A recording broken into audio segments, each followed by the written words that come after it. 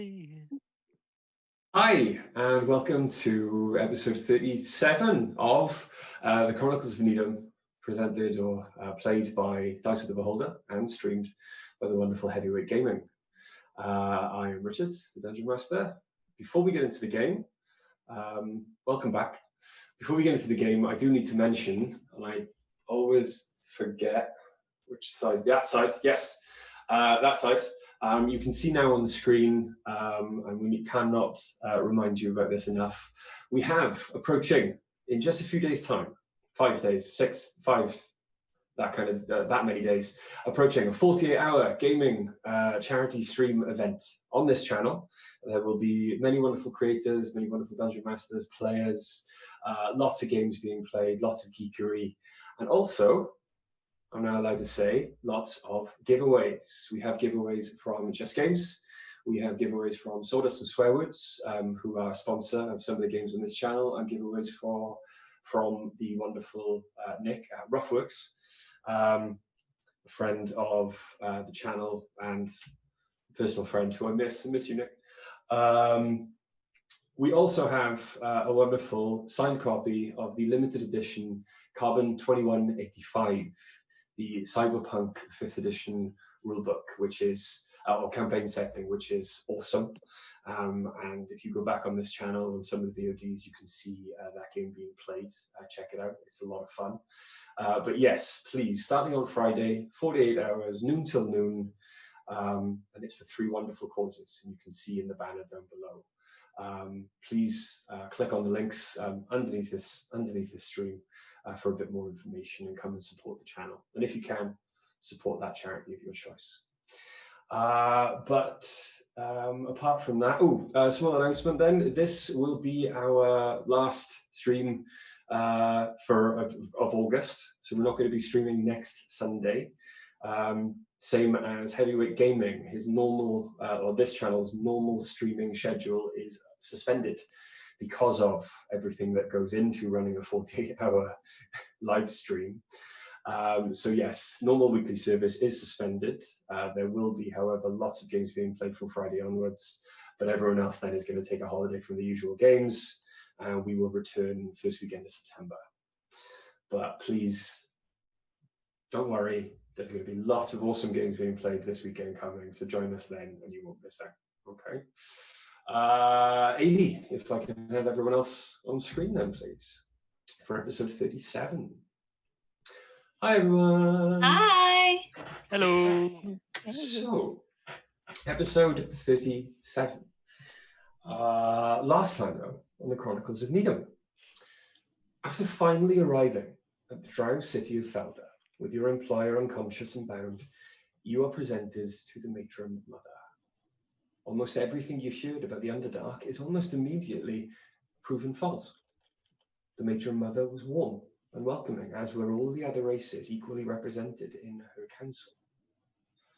After hearing your story and empathizing with you, and then also being convinced by you all not to kill Benkin outright, you were given lodgings in the city and free rein to find your place in their society. After you all met, but especially Dice's meeting with the matron mother's daughter and her ward, the broken genius that they all referred to as the mechanic, it appeared that Dice, at least, has found her place for the next few weeks. Now, though, it is up to the rest of you. As previously, then, we have played all together before in the previous campaign, which worked quite well. We used a different variation of Downtime rules, where behind the scenes, the players would explain to me what they wanted to get out of this, and I would create a narrative for them all separately. First out of the gate, it's going to be Ace, because Oriana has just run away somewhere. So, Sorry, the dog needs, I think he needs to go outside. Yeah. First out of the gate then, Ace. Yes.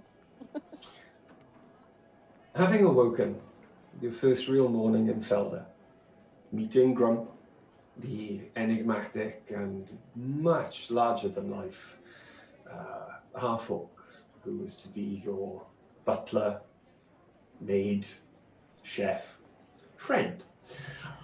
You were looking forward to going into the city and discovering a lot more about what gods were allowed to be worshipped here, what smithing was done, as you'd only seen a little of it having walked through the Smith Quarter earlier, or the previous day. Grump, who was a very good friend with the Smiths, agreed to accompany you into the town and took you on your first morning to one of the most wonderful places you had ever managed to, or you'd ever seen in your life. It appeared that a section of the town, maybe 3 times as large as Nidum, was entirely held over for smithing. And it was smithing of everything. There was a specialist in making the minutiae, nails, screws, bolts, and did so with exactly as much care and attention and artistry as, further on, the one who was making huge suits of plate and huge war machines, defenses for the town. You were in heaven. It didn't take you long, while traveling then, or making the rounds of the Smith Quarter, to introduce yourselves to a group of dwarves, having seen a very familiar sigil above their shop. It appeared to be a upturned sign very similar to the one on your armor. It appeared to be Mjolnir. After asking a little... Yeah. After asking a little about it, you discovered that it was actually the sign of Moradin. But instead of being insulted by you getting the sign of Moradin wrong, the dwarves actually invited you in and wanting to discuss the similarities, or I suppose the relationship all of the different races gods had with each other.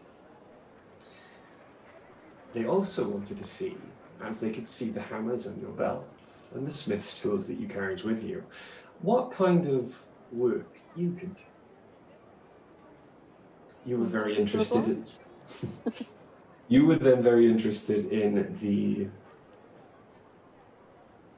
the new metal, one you'd never seen before. Shiny, light, black, or at least very, very dark. There was a silver sheen with certain lights to it. And it was also one of the hardest metals you'd ever seen before. They agreed to let you work on some to see what you could do. So, first things first, I would like you to roll a smith check. So, I would like you to roll a strength check, plus your proficiency modifier because you've got smith tools.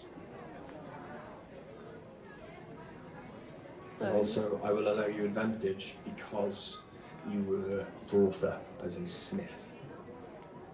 It is not just something you've taught yourself. Okay, so strength would be +6, so I rolled a 19 on that. Okay. So, is that you rolled a 19? That's 19 plus 6 or 19 total? Yeah. So, no, 19 with the 6 added, so 25. Okay, 25. Thank you, sorry. 25. Sorry. Okay. Over the first week then, you, in the middle of learning more and more about the relationships between the gods and the similarities between them all,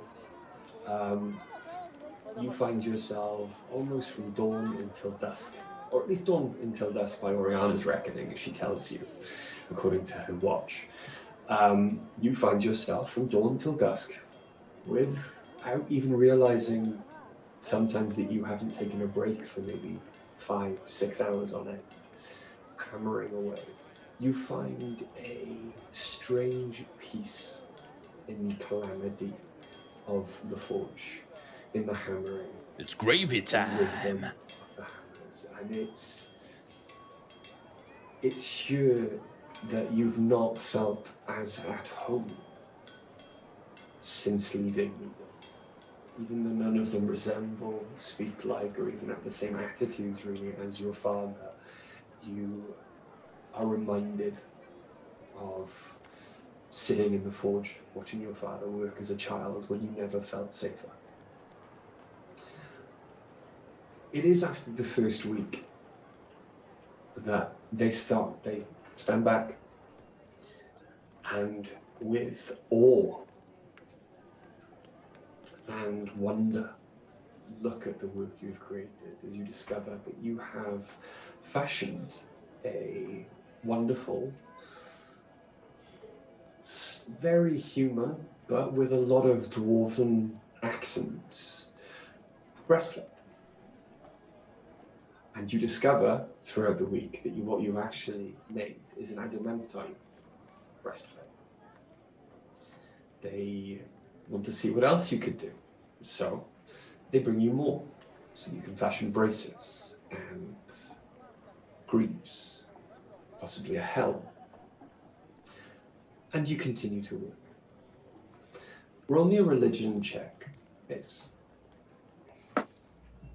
Ooh, that's a bit lower. Yeah, that's an 8. An 8. Yeah. Okay.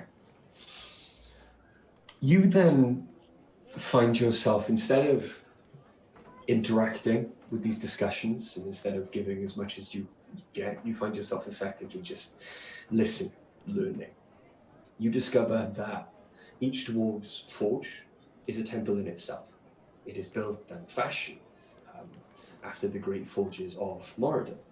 Even though some dwarves, in fact, standing around you, say Thora. They are not local, but it would seem that a lot of dwarves actually believe that Thor and Moradin are the same person, a gigantic dwarf. It also would appear that when it comes to gods, dwarfs doesn't necessarily mean 4 feet tall. But they are awed by you. They're incredibly impressed with what you can do. After the first 2 weeks, 2 things happen. You are visited because they have need by dice, secretly in your room one night. And just before going to sleep, tired and exhausted from the day's work, you are... Dice makes a request of you. Seeing your armor, as you've been showing it off, wearing it around, seeing your armor, Dice has requested another suit, exactly the same. Heavy armor, adamantine, if you can get one, or if you can make it. Having worked on it for 2 weeks, you don't see any reason why you could not, and in your mind start to think of a design, something for Dice's smaller stature. Something to better suit her frame. The other thing that happens, while you are in the forge the next day after this strange request from Dice, and it does, take you as very strange, because Dice has absolutely no need for or proficiency with heavy armor. So what they could possibly want it for? Roll me a insight check. Are you up 2 dice?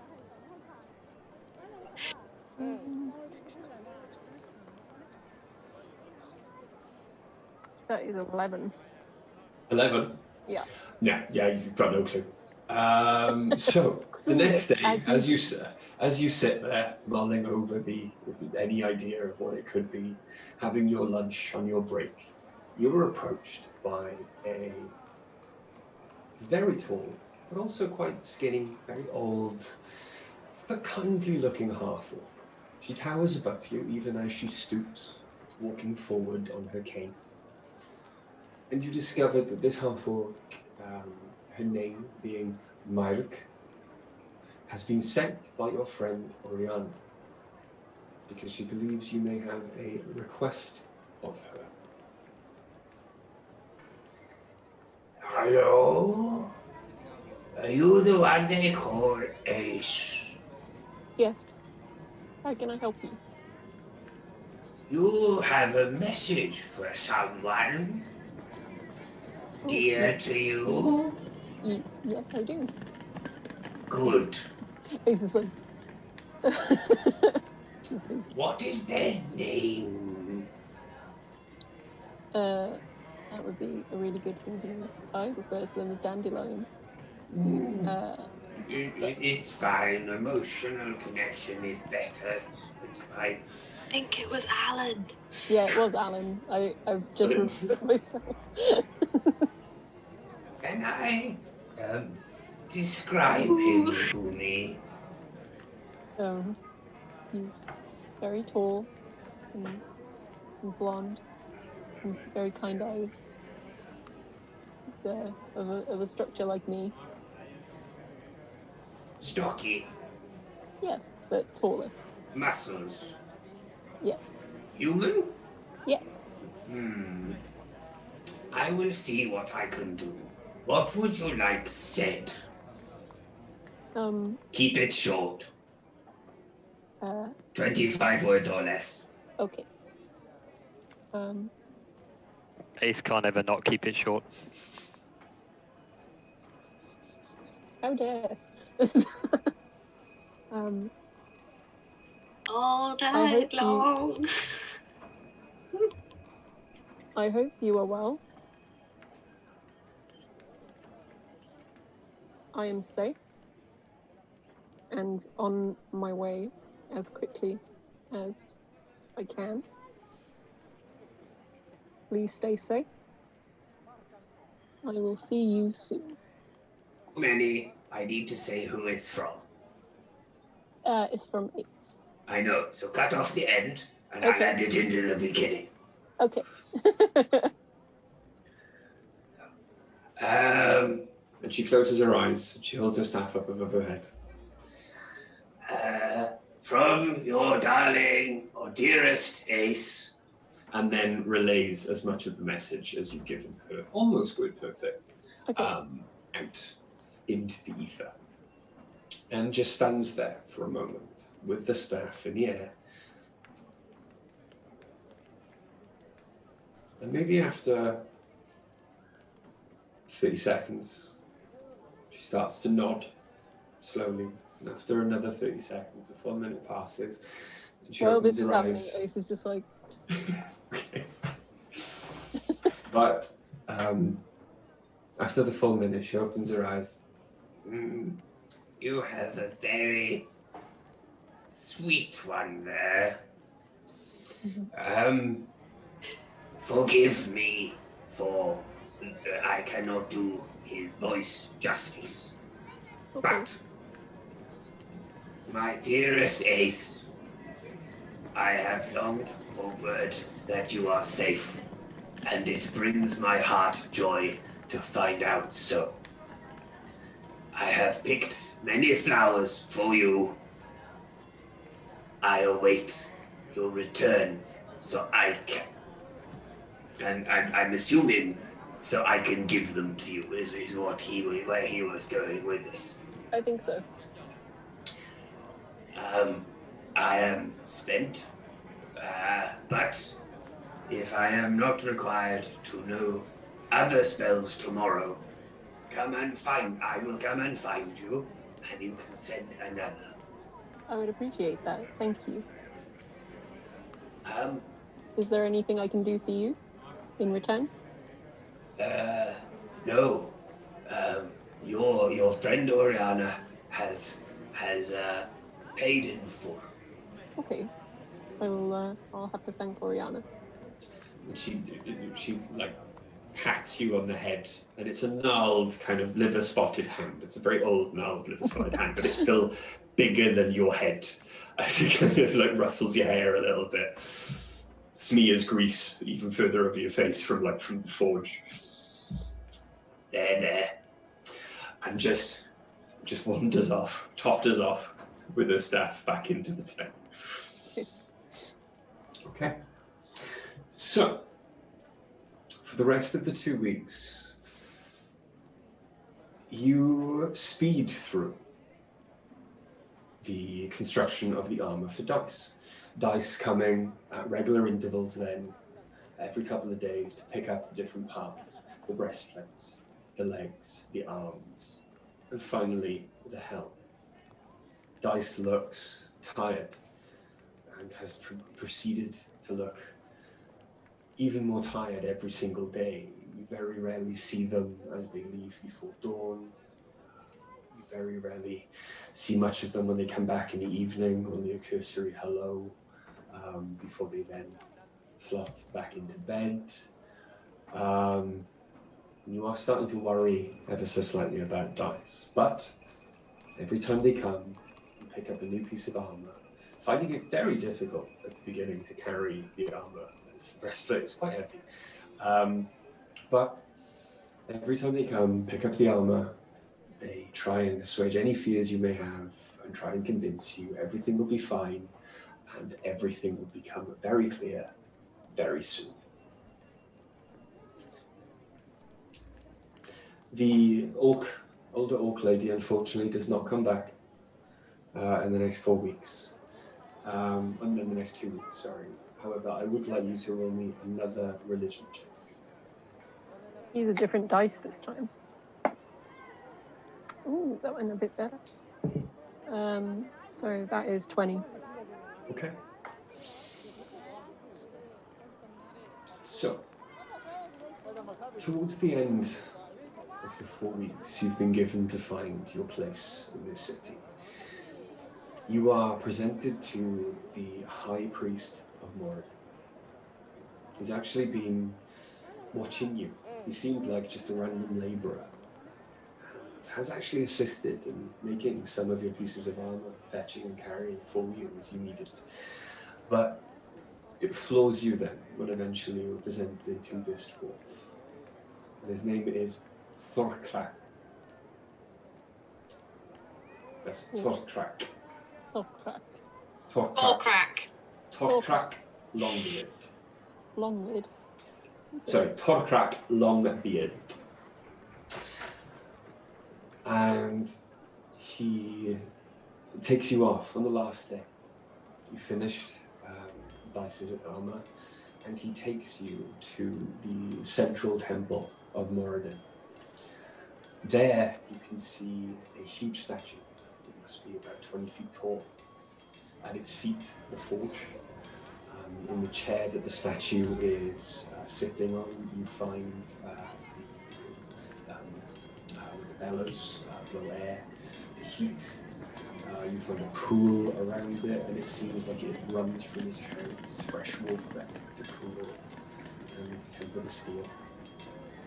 And the peace that you felt previously when you found this, your new home, it's as if the world has been turned off. And you can hear hammering, but it's not from outside, it's from within. But then you realize that it's not actually from within this room. It is from within you. As you close your eyes and listen, darkness overwhelms your senses. Normally when you close your eyes and you imagine you see all the wonderful things you can make, this is just darkness. It feels like the underdark. The sources of light are gone. And you hear a hammer. But every time you hear a hammer, you hear a crack of thunder.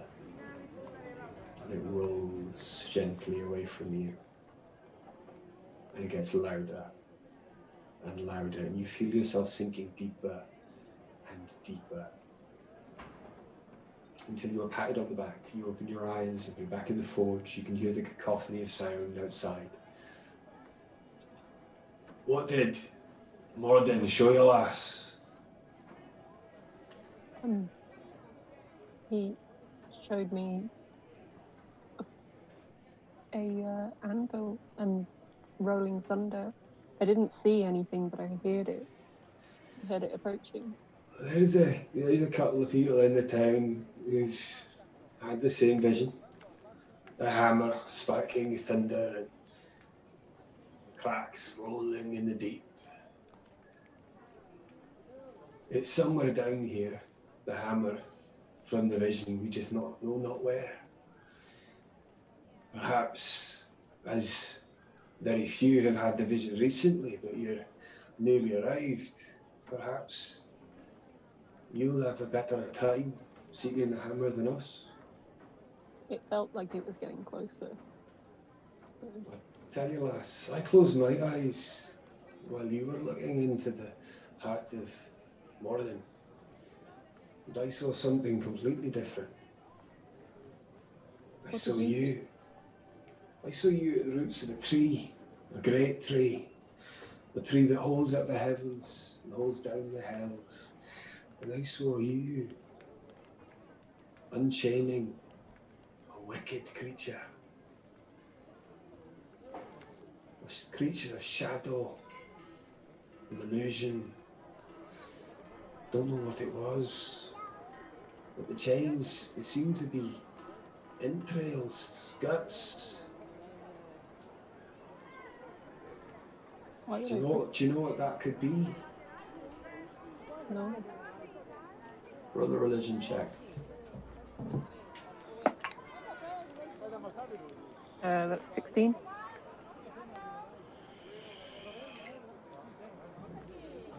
Growing up, there was no chance of you learning about Thor without also learning about his greatest competition, his greatest love, and his greatest enemy. It would be his brother, Loki. Loki was a trickster, caused mischief, and in bygone days, sometimes would go as far as to kill one of the gods during one of his treks. But as they were gods, they didn't stay dead for very long. So Loki was never that harshly punished. Until, and you remember this story, Loki killed the mortal son of Odin, Balder, by convincing, in his way, the plant mistletoe to hide when it came time for all creation to promise they would never harm or kill Balder. So, in punishment, Loki was chained with the entrails of one of his sons to the great tree, there to be punished and dripped poison on from a giant serpent forever.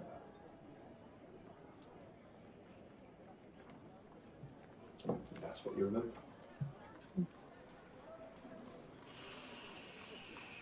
Do you have an equivalent to what we would call Loki in your texts? Oh, aye, but he's more of a jester. I think He's that's not. what. He's not powerful. He's more of a trickster, more of a fool. He has had considerable power in our texts. Aye, And I but think that you humans tend to be more easily scared than us dwarves. I think that might Your be stories get bigger. as we do. Oh, aye, oh, that's the way it is it? All right, okay. Well then, it's time for you to rest. I think, though, you finished your I work think here so. for now, at least. I would like you now, as we finish your segment of downtime, I would like you to roll me a perception check. Mm-hmm. Perception is going to be 19 on that. Okay. Yeah. That is a. Give me a second. Okay.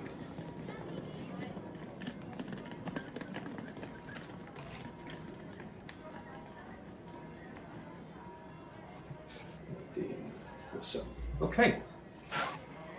And then at the end of the 4 weeks, you find yourself making your way back at the end of the working day to the house that you have been gifted by the matron. Oriana. I'm sorry, I just saw Grant's comment in the chat.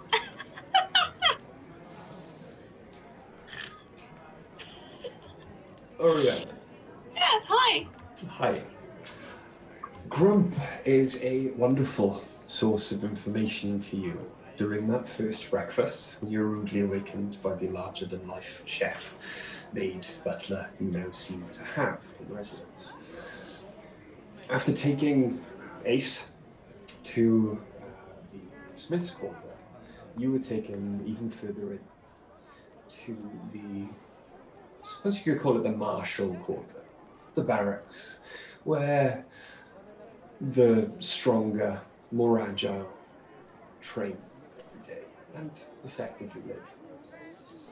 You are shown to a great and strong building formed of granite that seems to have been lifted by hand, evidenced by walls still being built as you walk past by humans and half-orcs alike. The half-orcs nod and smile. Some of the younger ones even blush, as they've been potentially told of your coming and maybe a few stories about you. But you were eventually presented to the matriarch of the half-orc clan, a wizened old woman leaning heavily on a stick, staring into flames. I am Myrk. You are Oriana. Yes. Name I have heard in my mind, and along with a few pictures that I cannot unsee. Sorry. I am the grandmother of Melkor. Oh, it's a pleasure to meet you. We shall see. Really hope none of those images were your grandson. No, they were from his point of view. Oh. So, a lot of his cousins. And she stares around and they're all kind of, as you suddenly realize that everyone in the room is looking busy, but not actually doing anything. Huh. And they all kind of nod awkwardly and start to file out. His cousins have already made up their mind about you. However, Good, I hope. I also know that there are a great many women in the camp with Melkor now who are after his affections. I can see why. I've seen why. So, I would like to know more about your character. Oh. Okay. So, you will stay with us some nights, and I will get to know you. Okay. So, first thing I want you to do, Oriana, is roll me a... Are you going to deceive her in any way, or are you going to be completely open about who you are? Be open about who I am. Okay, then I would like you to roll me 3 persuasion checks, please. 3%. Okay. A lot of math. That is 14, 23, 26. Nice. Okay. Doesn't take more than a week for Myrick to start greatly warming to you. She starts to invite you over more frequently. You find that you're staying in your camp more nights than you're staying at your home. You do miss your friends, but they have an open invitation. However, not many of them take it up as they are busy themselves. However, Myrick does start to speak to you about the history of the clan, how a great hero of their clan, maybe a couple of 100 years ago, was saved by a human and taught their descendants to therefore always be forgiving and open with as many races as they ever came into contact with. It's what then eventually led them to become quite prolific members of the human smuggling underground, trying to fight for the freedom of all races, not just humanity. And it's what, a couple of generations ago, eventually led them to become quite a influential power in Feldé. Around the fire one night, after talking to one of Knuckles' cousins and telling stories about your travels to half-orc children sitting around you, you see that Myrag is sitting nearby and mumbling to herself. She then goes silent, and after about a minute, opens her eyes and looks at you. I told him I liked you. And he had my blessing, if that's what you both wanted. His response was, I have no idea. She's her own woman. She can do whatever she likes. However, I do admire her greatly. Always been slightly more progressive, that grandson of mine. But yes, so he knows you're alive. He seemed very happy, but you're your own woman, which I've seen much of. Yes. Good. For the rest of your time with them then, you learn even more about Orcish culture, but you also find that Asher starts to turn up when you are there. Asher wants to learn Orcish. It's one of the only languages of the Underdark that she has not yet perfected. And seeing you be traveling there almost every day, she joins you a few times, seeing if she can be granted audience, as Myrag seems to be the teacher of her clan anyway. Mark does not seem to mind. Asher then starts to ask you to dinner a few times. But they're short, to the point, asks many questions about you, your travels, the elves that you traveled with as well, and also what Fives, Rex, and how they were, which is strange, asking about robots, but it doesn't really bother you. It is on one of the nights that you find yourself at home, tired after a long day, being chased around by Orcish children, playing pranks on you, that laying your head down to rest, you blink, and blink yourself awake. But you're not in bed. You're not at home. You're in a cave in the Underdark. You know instinctively that the city is maybe 5 tunnels behind you. You feel like you've walked this way. You just cannot remember coming here. But there is a light dancing ahead. And you make your way further and further into a cave. And as a veil... Oh shit, it's Darth Vader. As a veil Lightsaber. is lifted, as you pass through what seems to be the finest of spiderwebs that parts like a circle, you are presented with 3 drow women. One is incredibly tall and skinny, one is of medium height and medium build, and one is very squat and short, but they are all ancient. Older than any elf you've seen on the surface world, and older than any drow you've seen below. They have wrinkled lines like the oldest human crow. And each one of their eyes is missing. The horned one is here. The purple one. She's No. come. You said she would. I couldn't see. I thought it would be later. I thought it'd be earlier. I knew it would be right now. All three of them seem to speak at the same time. The voice changes slightly. You can hear the general direction of which one seems to be speaking loud and which voice belongs to which form. And one of them presents in their hand an eye that stares straight at you.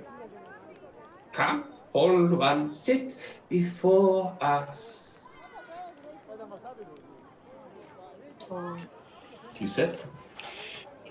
I woke up, I sit, and to what do I owe this honor, Fates? You are a favorite? No. Yes. No. Possibly. Of our patron. And as such, we have gifts for you. Gifts, many. However, you can choose one physical and one not so. We have secrets. And they pull out a web. And it seems to come from their form. As dressed as Drow, they have webs over every single part of their clothing. And as they pull this web out, it seems to leap from their dress, from their armor, into this huge, glittering, golden spider web they're holding before them. And then they touch one, and it turns a neon, glowing purple that seems to shine out. This is yours. You try and follow it, and it's impossible to track. But it seems long and strong. This is a friend of yours. And they click another one, and it shines gold. But the gold seems to burn with an electrical energy. But also, it seems to get shorter, and then longer, and then shorter, and then longer. This friend in great peril often, but survived so far they have. Tricking us, they are. This one, She clicks it, and it burns a bright red. But it's not the red of fire, it's the red of hair. It's ginger color. this one, strange. Changes are afoot. Intersects with yours a lot. This one, They flick a green one. And it changes to deep dark green and light pale yellow and changes back. And right at the end of the thread, because this one you can follow through, it flashes green and just stops. many secrets we have. Perhaps about this. About things you do not know. Or this. And one of them holds up their hand, and there is a ring in it. It's a common iron band, a small blue gem set on one side. What gift do you wish? Secrets of knowledge? One secret? And the ring?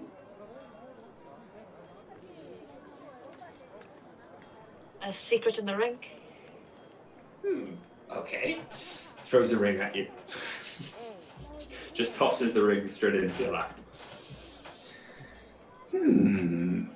Secrets then. Ask your questions. We will see if we know. What do you wish to know?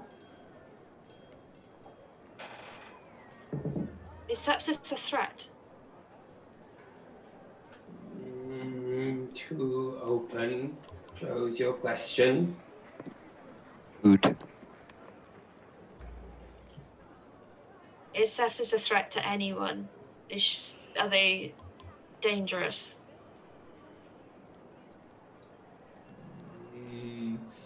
Yes. As dangerous as you are. Your question was not closed enough. Anyone with a lot of people. You may ask again. Have they killed in cold blood? And not in a back fight? Well, as you require honesty, yes. However, they are a cold-blooded race, so they always kill in cold blood. Good one, sister. Thank you. Very clever. But I already had my suspicions.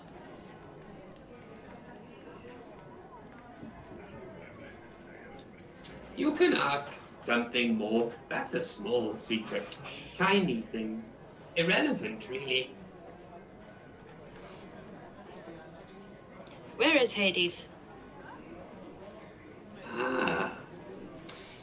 Hades' power weakens as other powers swallow all there is. Not yet. Not soon. But perhaps. Hades, you will find beyond the gates, as long as you know the address. However, you will find the address in the home of Hades' people. Gracia. Gracia, yes. To unlock the door, you must travel there and find the key. Otherwise, you may be tempted to unlock a different door. A door that leads to bright flame and fire. And perhaps death. I like fire.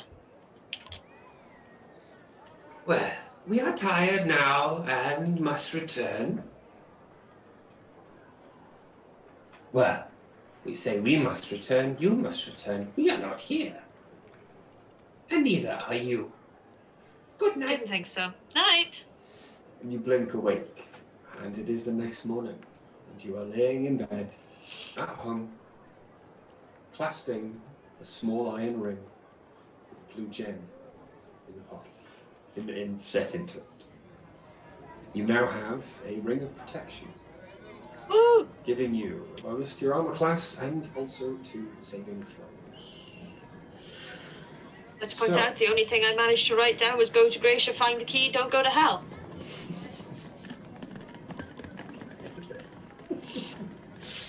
And unless there is anything else you would like to do, you effectively spend the rest of your 4 weeks mingling with the half-orcs, dining with Asher, and smoking yourself into oblivion. There's one other thing. Okay. I do have honey with me. You do have honey. And I do spend... I'd spend time talking with him. Okay. With casting speak with animals. I'm not RPing that conversation. I'm not RPing 4 weeks but of Bri! Oh no. He lives! I've been waiting for this. Yes! You don't have to. You don't have to. Voice, do the voice. I tell you what, send me honey, and next time I'll do it. Okay, but I even duck out of the way. Voice. Okay. Ariana, because you are out and about in the city and traveling around quite a bit for the 4 weeks, I would like you to roll me a perception check, but with advantage, because you are not relegated to just one place. And what you do, we'll get, if I give it, there we go, look. That is a 5 and a 16. Okay. Cool, that's fine. by the way, my not love, much. you haven't done an excellent job of keeping an eye on our dog. He broke out halfway through Bri talking, and I was trying to get your attention, but you were knitting. He's here. He's Yeah. in the room with me. Yeah. Sepsis. Yes. Look at him. Look at my baby boy.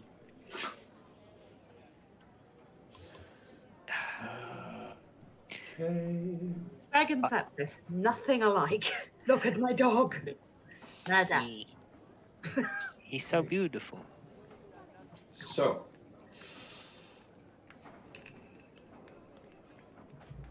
you make your home in the basement, make it as comfortable as you want. However, because this is quite a complicated and very personal journey, I would like you to describe what you do first in the city. I have a few things. So the first thing I want to do is I want to go to that library that we discussed, and I would like to do some research into the history and position in the world of Yuan-Ti. So, Grump, not being very well versed or being as learned as yourself or others of his race, can direct you to libraries, but has never actually frequented them or been in them. But gives you some general directions and sends you on your way. And it's not difficult for you to ask around. Everyone in the city seems to be very helpful, which, as you said, is very disconcerting to you. But you are eventually then sent to a library. It is a huge, almost open space. It's like a cavern in itself.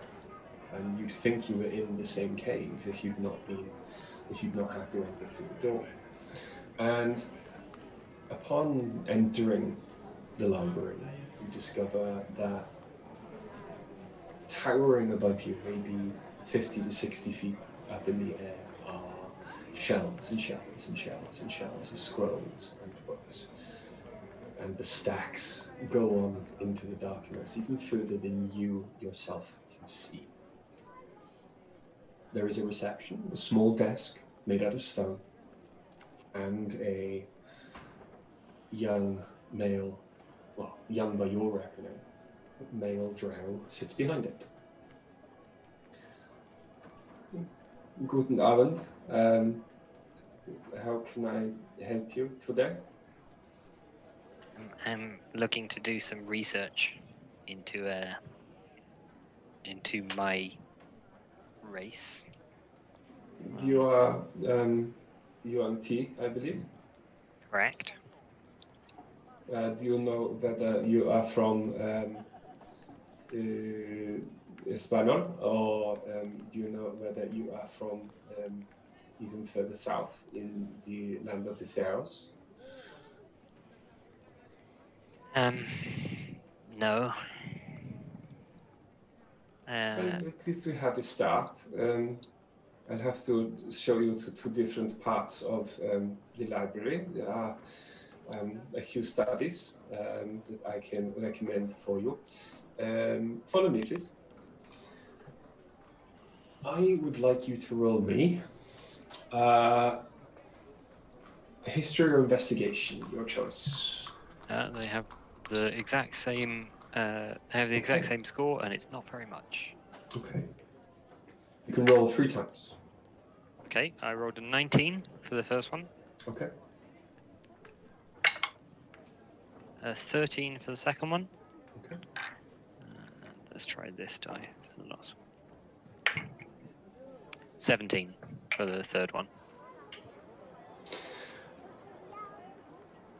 It appears very, it becomes very apparent quite quickly that the Yuan-Ti of Espanol are not what you seek. They are a happy, apparently calm, farming country, a small duchy in the Kingdom of Espanol. As part of the Empire, they are left alone. Mingled with humans. They're not as low-born as the elves consider humans to be, but they are of a lower caste. But they're not hated. and it would appear that even their lineage, only a few of them actually show as scaled. They're all really known by the reptilian eyes that they have, and that's the only real mark of their heritage. You do discover quite quickly that they seem to have moved from maybe hundreds, if not thousands of years ago, from Egyptus, or the lands of the south, across the Great Sea between Espanol and Egyptus. So you go to the other section of the library. There, your research is quite difficult at first. It's almost like learning a new language, until eventually, after asking for a little help, and seeing that you are quite studious, the Drow seems to take a special interest in you. As they see you, they respect you, as you seem to be able to read and digest and take in all of this information as quickly as they do. So, you are shown to a few other tomes, a few other scrolls that seem to relate a hidden history of UNT. They are called in some parts, the Children of Apophis. There are others that would be considered to be the Children of Set, but they stand out by how reptilian they appear to be. But they exist in a land of bestial humanoids anyway, who all apparently are descended from the great Egyptian kings and great Egyptian gods of old. The Children of Apophis seem to inhabit the great continent that Egyptus is at the north of, but much further to the south. They seem to come from a tropical climate, out of a great wood that no one ever seems to want to venture too far into because not many return. They are said to be a cold and calculating race, but they are not hated. They provide balance in a wild and turbulent country. They are just the children of one of the darker gods, according to these tomes. However, they are required by nature to exist. They provide a balance to the good gods and the benevolent races. And you get like the general gist of UNT. Maybe it takes you about 2 weeks to get through all this.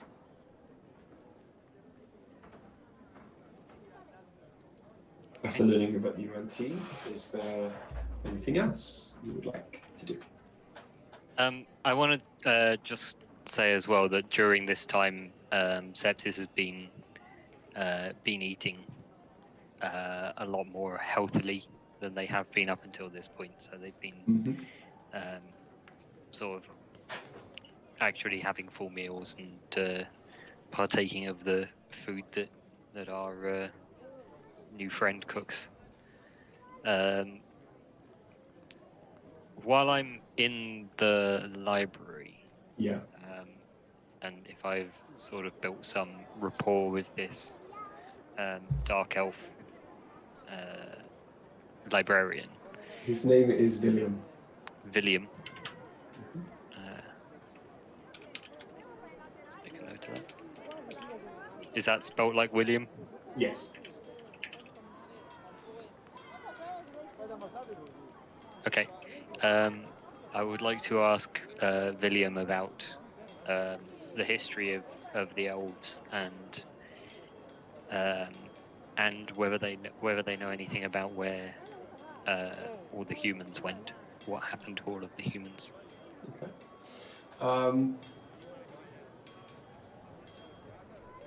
Roll me a persuasion check.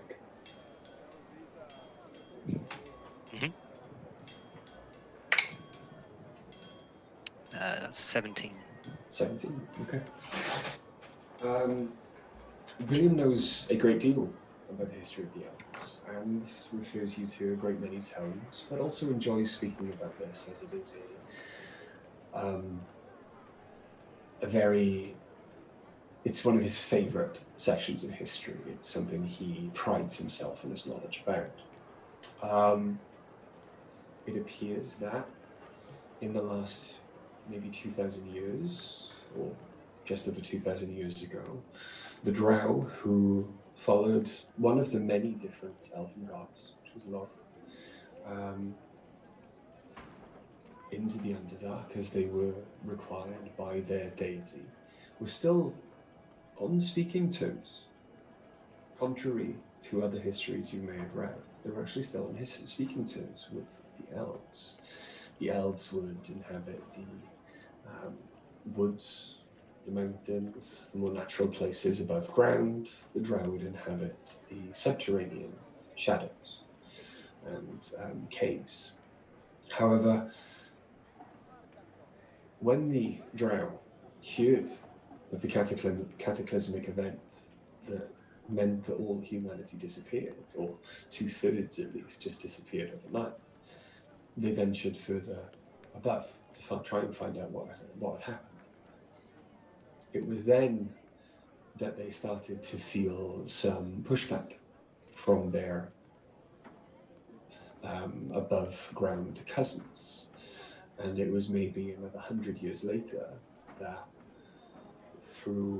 and he doesn't know the name of the people that were involved, he doesn't know the name of the meeting where it happened, but it's rumoured that there was some great elven council in which the Drow were cast out and war was declared out.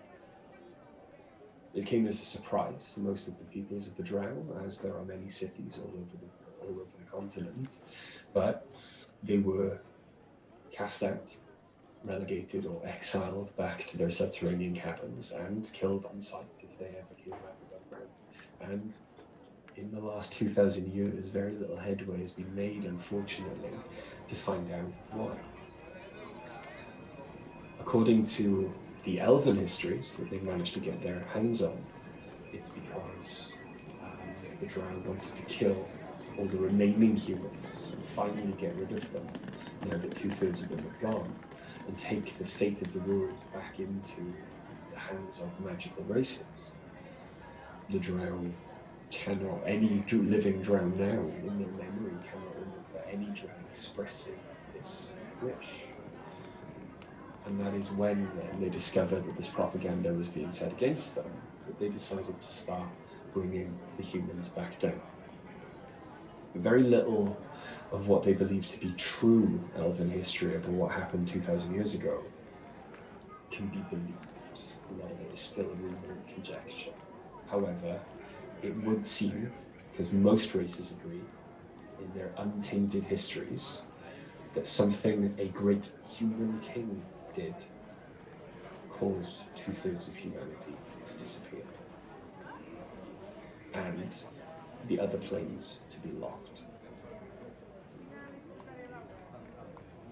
Is there any information that I'm able to find about what it is that caused that, or? It was an unnamed gift. It was basically an unnamed gift given by a great elven deity to humanity that was squandered and mocked, and not caring for this gift enough apparently caused this cataclysm. But they are still unsure how, because any truth has been perverted by elven histories. And as the Drow were not there, they don't know. Am I able to find anything out about the source of the power that the elves now use? Roll another persuasion check, because you're questioning along that vein. He starts to get a bit cagey. Rolled it off the table. That is a 12.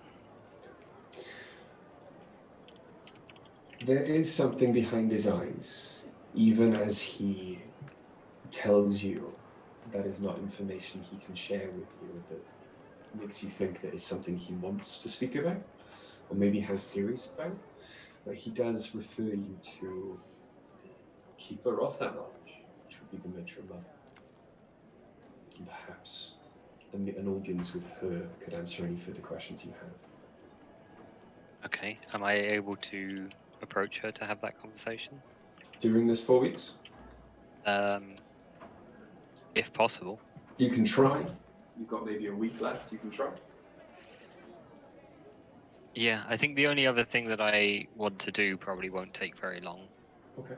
Uh, So, roll me a persuasion check for the guards of the temple. Palace, sorry. it's a 7. 7. Unfortunately, but they are quite outspoken, or they are quite open with you, sorry. Unfortunately, the matron mother is not available at this time. But they do laugh and jest with you. Kind of a little bit of rumor, a little bit of gossip you get out of them is that the reason she's not available is that she seems to be deep in to the questioning of their elven prisoner. And she apparently has been deep into the questioning of their elven prisoner since he arrived. Okay. Okay. The other thing that I would have had to do at some point during this time, that hopefully would not have taken me too long, is to look for. I imagine that sometime through this period, I'd start to get a little bit shaky, as services hasn't indulged their little habit. Mm-hmm. Since they've been underground. It takes you a while actually to start getting shaky, because it's almost like, and you've heard people talk about it.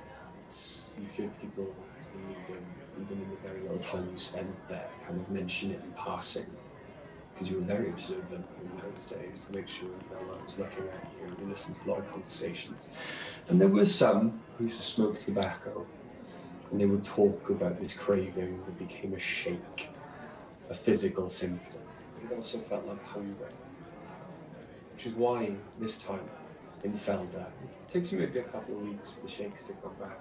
You haven't noticed the craving so much, or the need to get out into the city, because you've been feeling yourself much better.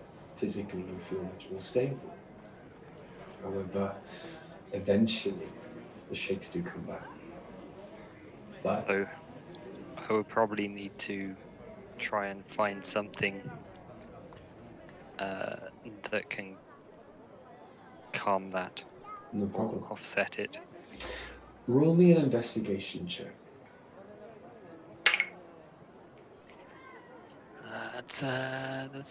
That's going to be a real big 10. 10. Okay. With Grump's help, you are referred to the same kind of people who can refill Oriana's pipe while she's here. And knowing that you are a friend of Oriana, the person you are referred to, a young halfling, is happy to help. And they give you a powder. It is to be sprinkled into a drink once a day. It will make you potentially slightly slower, more lethargic in your actions. So you have to sacrifice 10 feet of movement. And you would have disadvantage on dexterity saving throws. Mm-hmm. However, the shakes do stop almost immediately after you take your first drink. Okay. Are there any other side effects? No, not for now. Okay. You've only just started taking it. We shall see. And then the last thing I do as we come up to the sort of end of this time is I'd actually like to approach Oriana. Okay. If I can find them at home. Yeah, I'm assuming at some point you're at home together, so that's fine. And when Sepsis comes to you, you will probably notice quite quickly that they look different than when you first saw them without their hood. Their skin, which was a sort of dull, mottled greenish yellow or yellowish green, has become darker and sort of almost iridescent, a kind of emerald green. Shiny. As they've started to eat properly for the first time in their life. Their face is not as gaunt, and their eyes not as sort of clouded. Their eyes are now a sort of a kind of deep yellow. And I'll say to you, Ariana, I wonder if you can help me find something to wear. Other than the cloak. Other than the cloak, I feel it's a little shapeless. Yeah, I thought that was what you were going for. It was. It doesn't feel necessary now. Don't you dare, you little shit. Not you. Probably that was Oriana talking to Honey. Yeah, anytime I'm shouting at the dog, it's Oriana shouting at Honey. I might have a thing or two. Oh, we could go shopping. Yes, I thought maybe we could find stuff. You want to go? You want to go shopping with? And you want to go shopping? And perhaps find some jewelry. I don't know if there's anywhere here where they carry out piercings. Yeah. You want? You have over the last 4 weeks been to at least 17 different orcs first piercings, so you know quite skilled artists when it comes to body modification in the city. I know a few. Yeah, okay, sure. Let's. Do you want Dice to come along? Dice enjoys shopping. Yes, if you like. Leave Honey alone. Oh no. Dice unfortunately is not available. Sorry, I can't come in. Okay, well, let's go shopping. Excellent. Yeah. Woo, let's go get piercings. Okay. And what do you get pierced? I think Sepsis is going to get like a nose, nostril, because they don't really have much of a nose to speak of, but a piercing that sort of in their nostril with a sort of delicate chain that connects to their ear on one side, and then the other ear just sort of rings all around the outside of it. In what material? Silver. Okay. As you get there, then the piercer, a very delicate, slight trifle that Oriana knows well,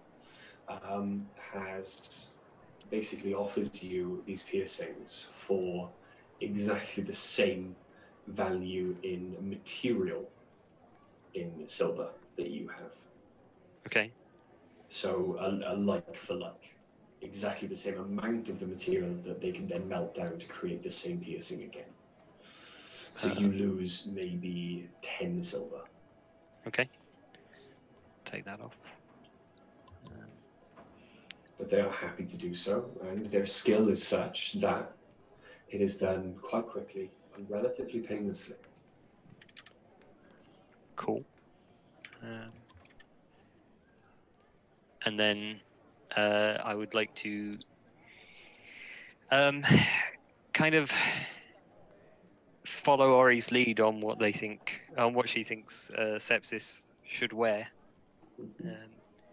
Doesn't have to, I'm not looking for anything that's like armored or anything. You have been given free rein, which as you walk around the shops discovers that you effectively are allowed a ration of new items, new clothes, belts, boots, armor if you wish, or if not, just accessories, backpack, the things that you would normally require anyway, spell components if you need them. But you're allowed to re-kit yourselves to a certain extent. Most of the fashions reflect the Underdark. Most of the fashions you find are dark and very, very drow. Or there are a few human fashions to choose from. When it comes to half-orc fashion, I can't really see Sepsis in furs. Also, I'm surely it Or wouldn't leather. come that small. I'm also suggest like I should have probably mentioned this, but Sepsis' hair has started to grow out as well as they've stopped shaving their head, which they were doing in secret. But so they've got like sort of at the moment a very short sort of black pixie cut that's starting to show signs of being like curly. That's very cute. Yeah. How do you look now? What do you think you would have found for Sepsis? Well, Apart from the piercings.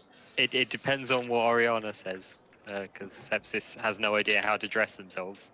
They want something that's flattering, but without being too gendered, Rihanna. obviously. Well, yeah, but without being, they don't want anything that's like super femme or super masculine.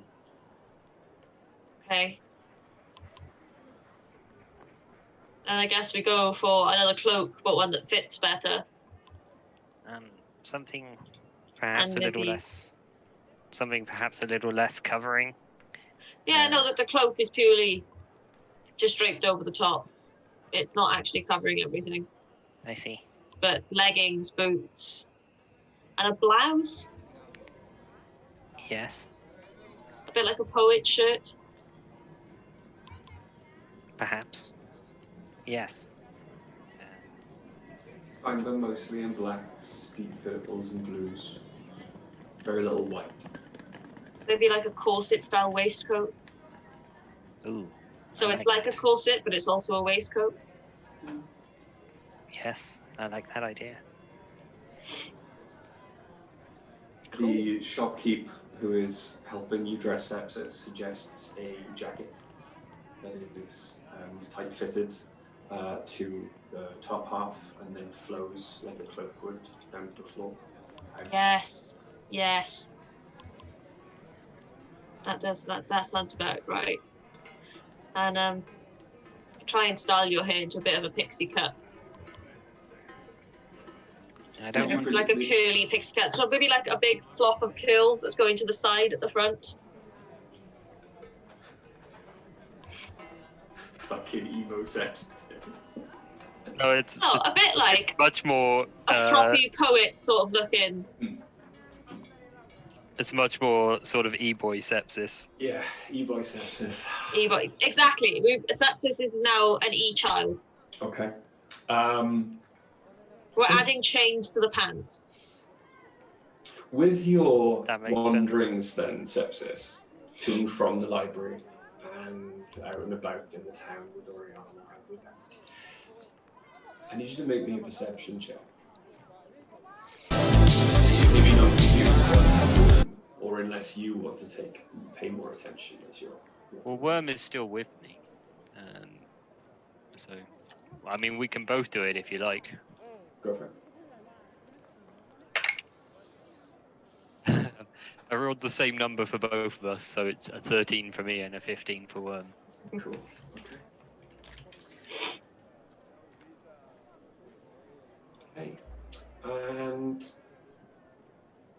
we will come to dice after the break. After the break, we will all discover what dice has been doing with... That 15 didn't get me nothing then. Not yet. I also rolled a Everyone- perception check and didn't get told what it was for, so Everyone's rolled the same perception check, so bear with me on that one. But yes, we're going to take a break now, 10-15 minutes. We'll be back at about, only 10 minutes. We'll be back at about 9:10. But yeah, we will see you in a bit. Please, if you can, or if you're watching, please take this 10 minutes to visit the links below the stream and find out more information about the awesome 48-hour gaming extravaganza that is being run for charity on this channel this coming weekend. But yeah, don't go anywhere. We won't be very long. See you in a bit.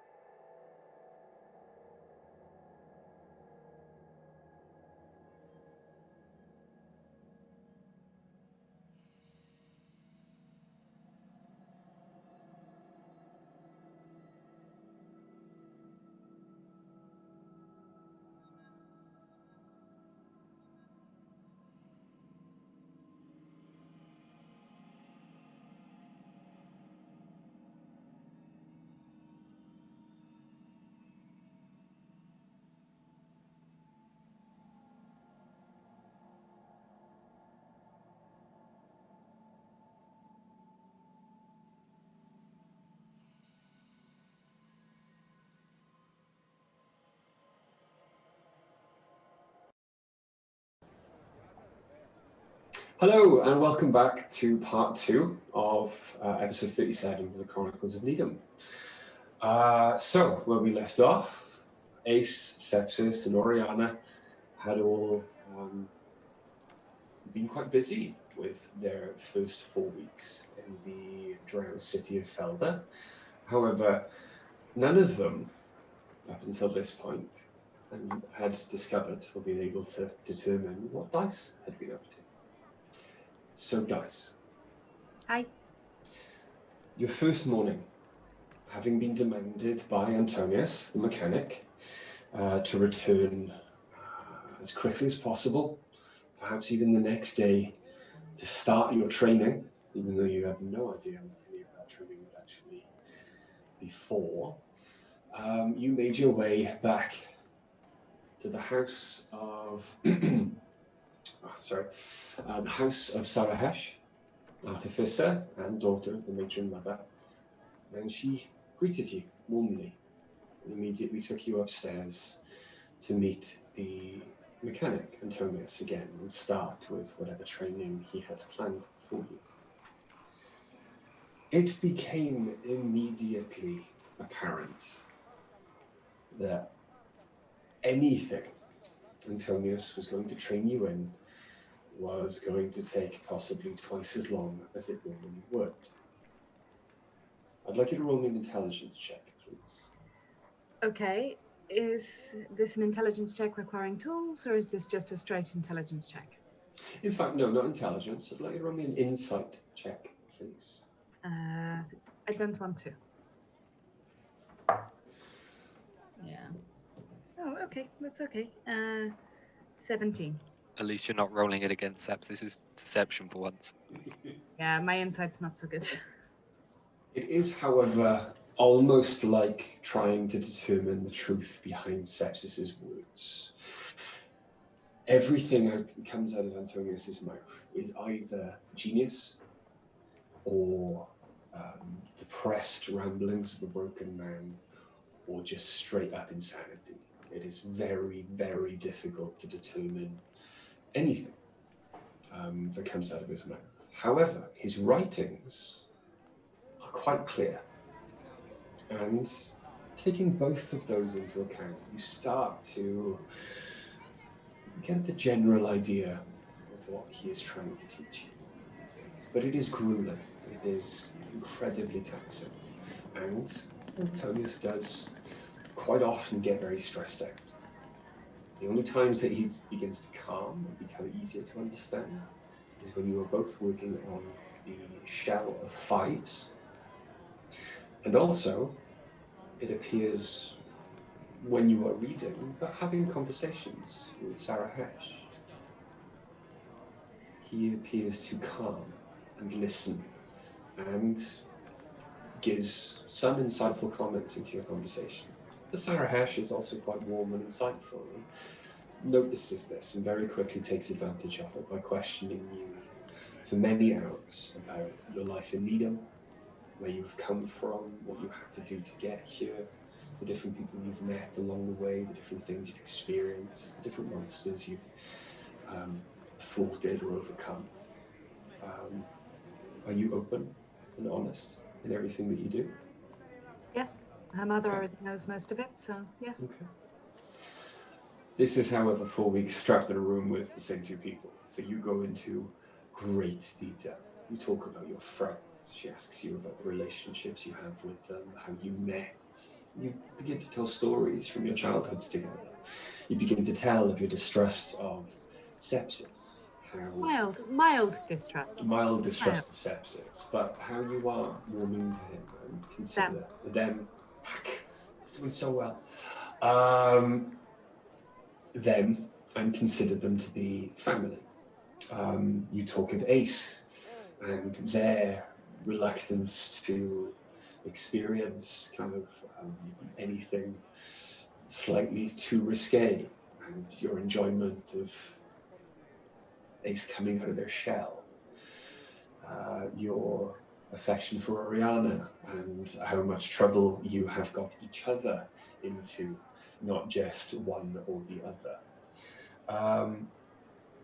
And you speak long and lovingly of everything you've gone through together. Takes you a long time, but eventually, one evening, tired, blurry-eyed, everything just clicks. You call Cedric to you. You start to, while talking to him affectionately and quite sadly, you start to dismantle him. You start to go over fives and start to make your own drawings. Not greatly expanding, but elaborating on the scrawlings of Antonius. And you feel like everything's coming into place. It's like a huge puzzle, larger than this room, larger than the cavern, that you feel that every moment you are drawing smaller. And every time it clicks in, a layer kind of shifts and it works and it all comes together. Roll me an intelligence check. Do I get to use tools for this one? You do. Thank you. So intelligence check with proficiency. Better, thank you.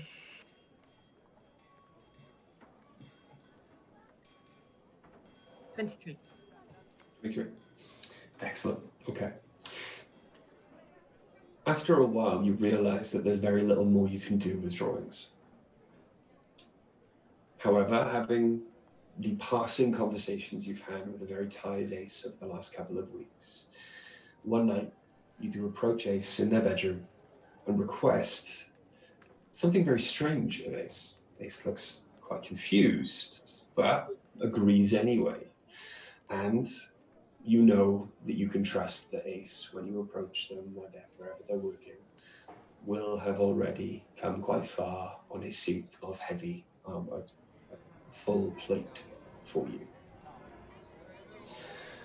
So, with nothing more to do but wait, you learn a little more of the subtleties of Antonius's craft, and again, learn more about Sarah Hesh. You learn of the construction of the combat wheelchair, as she affectionately calls it, and how she rose through the ranks of the Centre of Learning for all young Drow in a far-off city, before she eventually came here with her mother, when her mother was elected to matron by the grace of life. And you discover then that Sarah Hesh is not just the daughter of the matron mother, she is the head of the Science Guild of Feldé. She is looked on, and you, because of the various disturbances, and Sarah Hesh has to fly her wheelchair downstairs quite often, she is called upon many, many times a day by many, many of the artificers, smiths, and artisans in Feldé for consultants, for a consultancy on any of the plans that they have. The gnomes revere her as goddess born again, which she enjoys, but slightly annoys her as well, because she's very much a woman of her own power. She doesn't feel like it was given by a deity. It's all her own. But you feel yourself becoming closer to Sarah Hesh. And it is after visiting Ace a couple of times and getting a few of the pieces of armor and laying them down next to fives and trying to equate them with the drawings you've made, you find that Antonius has fallen asleep. Sarah Hesh flies up the stairs. There is a tray of food attached to the front of the wheelchair, and she cocks her head quietly so as not to disturb Antonius, and calls you over to the nearby tables. I felt it would be a good time for us to break for an evening meal. Thank you, that's really kind. I'm starving.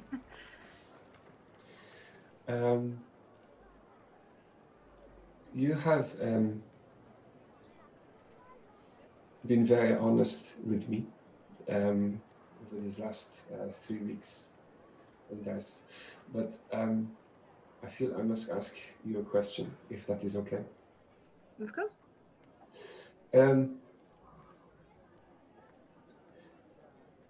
It has been perhaps 200 years since I have had enough time or a circumstance in which I could become close to someone.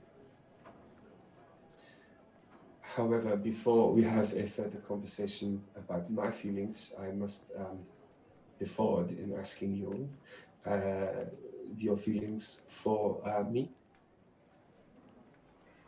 Uh, this is not something I'm particularly good at. I think you are a very beautiful, intelligent, interesting person, and I enjoy spending time with you a great deal. I've learned a lot from you. Very well. It is not, while the Drow, as a culture and as a people, when it comes to romantic situations, we are normally very forward. It is quite cut and dry. We like you, so we tell you.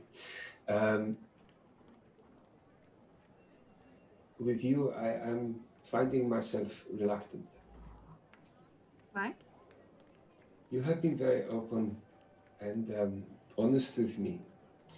You've spoken much about your dreams, your wishes, your feelings, your life.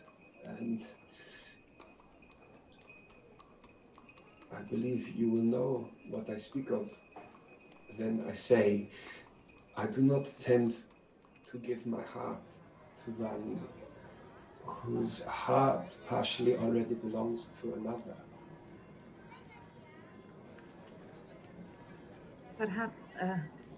Perhaps there are different kinds of love or affection. Those that can be something and those that can't. That is true. Then I take it you do know that you have these feelings. These are not something you hide from yourself. No, At but least you have that much self-awareness, a quality I like. Have you spoken to the object of your affections about this and received closure? no, and I doubt I ever will.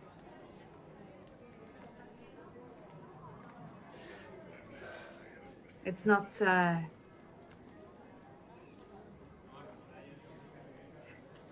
It's not worth it. It wouldn't. It's not possible. Then should I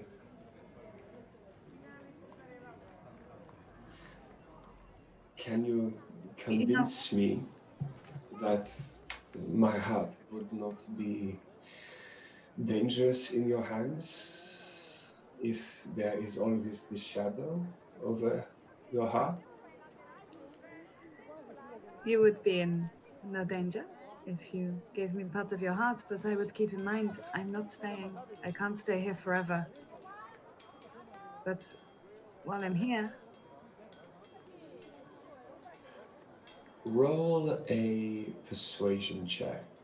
but I'm really bad at those. With Ignoring those two dancing to my side. with advantage. Ooh, I got advantage. I never get advantage. Okay. Persuasion is going to be a bit rubbish. 17. I managed to roll a 16 and a 1. So let's be grateful for the advantage there. No, you are not staying now. I know this when we first met.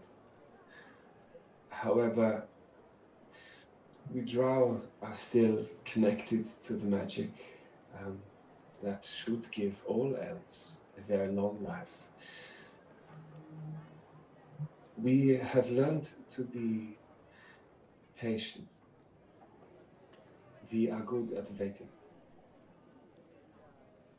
However, tonight at least you are here, are you not?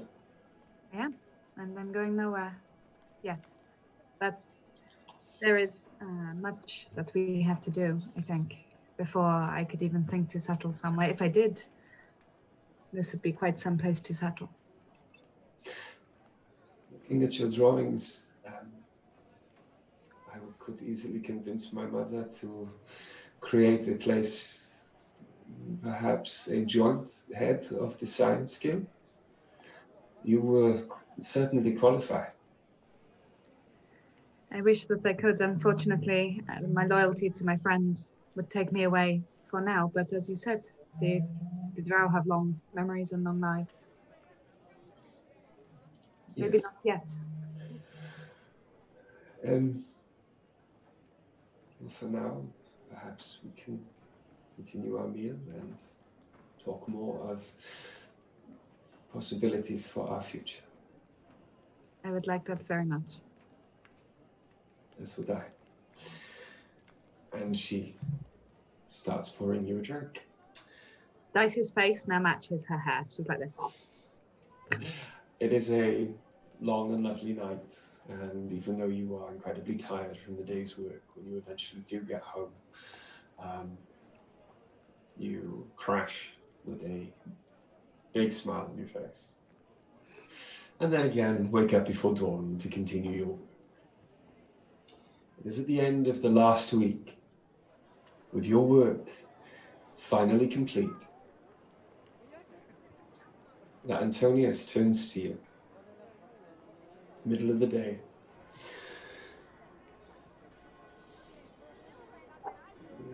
Think we can turn him back on now? You should do it. You know everything. You've got it. Not everything. I'm a little bit further than you, but I can't teach you anymore. Your head's too full. Too full now. Nothing else that I can put in it. The only things to make it bigger, you will create yourself. And then it will get more capacity and can be filled once more with the things that you will learn in your own way. You are an artist. Thank you. So are you. I need to go now.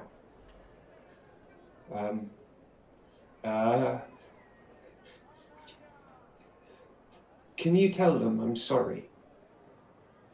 When it all goes wrong and they go wrong, I didn't mean it. I was just copying and trying to do something for myself. I didn't want to hurt the world. We'll tell them. Will it affect Fives? Oh, you just turned him on. When things go wrong?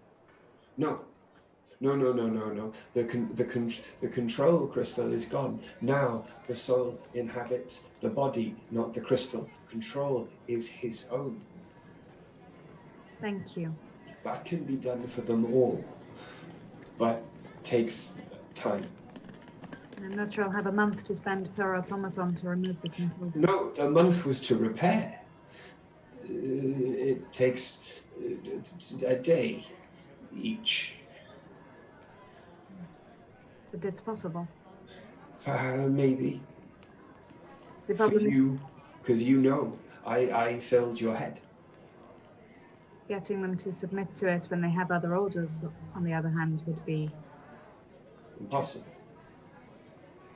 Yeah. I need to sleep now. Thank you for everything.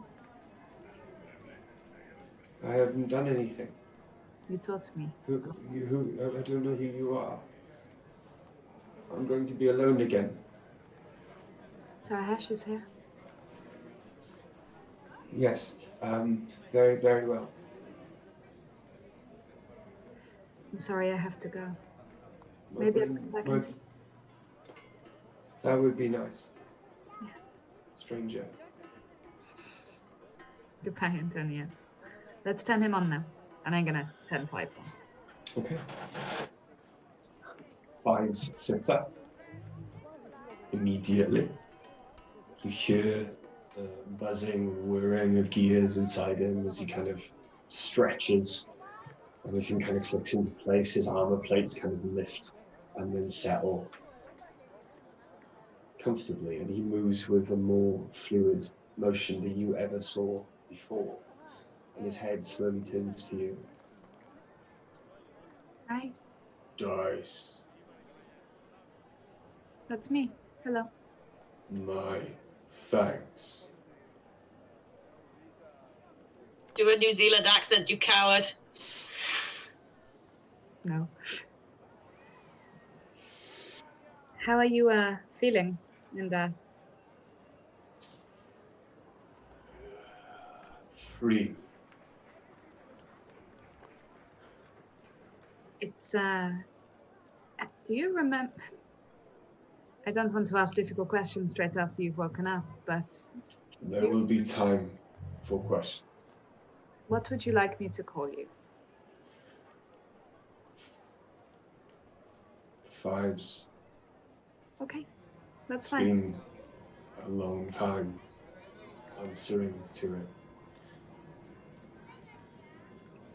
All right. Feels comfortable. Do you wish to come with me? Yes. You should come and meet my friends, I think. Again. For the first time for them, they've not met you like this. Very well.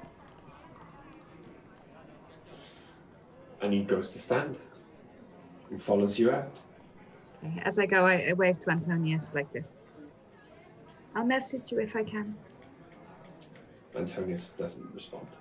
I know he hears me. It's okay. Sarah Hesh is off on business at the moment. Okay. I will take Fives home to see my friends and to introduce them properly. Okay. So, at the end of the 4 weeks, the reason you all rolled perception checks. During these 4 weeks, a couple of things have become very apparent to all of you. All of those, the 3 of you who actually made your way out into the city and spent a lot of time in different areas. Ace, all of the smiths and artisans in the sector of the city that you stayed in, apart from armor, apart from general pieces of armor, swords that the drows carried, and bows and arrows, crossbows for the scouts, there were a lot of magical items being created. Mm. You never got to see where they went, though. As you walked past all of the market stalls then to go for other ingredients to add into the different pieces of armor that you made, nothing magical was ever on sale. Nothing magical was ever carried by the people who would come and request armor and weapons from the different smiths. And they were never taken further into the city. They were all only ever taken in one direction. Unfortunately, that you never had much cause to head to. You find yourself at home one day after you've created these 2 marvelous pieces of armor on a free afternoon, and you discover and mention these concerns to Sepsis and Oriana. And you both notice the same rather recently. As you come back with Sepsis from shopping, you discover that there are no real items of magical significance in this great and powerful city as you'd expect there to be. Even in the surface world, there were magical item shops. The most you saw were apothecaries, alchemist shops, ingredients stores, but no finished magical items, no repository of arcane or magic, anything of a magical nature. But even as you moved through the city, you saw them being made. So it's confusing. But the other thing that you picked up on, especially you, Ace, and you, Oriana, is that in your 2 different sections of the city, not the dwarves, not the drow, and not the orcs, the humans, they started to become very few and far between in the streets. Even those you did see were very ill. They started to look malnourished, started to look feverish. pale, sweaty, coughing. People were beginning to get worried, but no one you spoke to when you randomly asked what the issue was seemed to know what was going on. Asha herself said the matron mother had not told her, but it was something that stood out to you. There hadn't been very many deaths that you'd heard of, and Asha assured you that nothing was being covered up.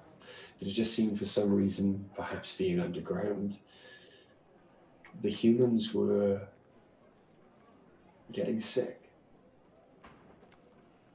Everyone roll me an intelligence check. Including me? No. Ooh, next one. 7. And That 15. is 22. Oriana and Ace, then. A spark of memory for you both. Almost instantly, and almost at the same instant, you both kind of look in each other's eyes. You both realize that you're thinking exactly the same thing. The slums outside of Cardiff.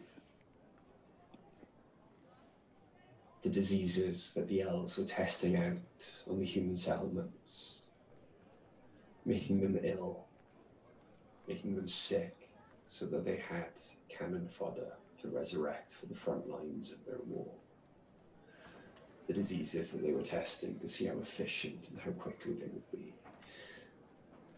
But surely that would mean nowhere else in the city.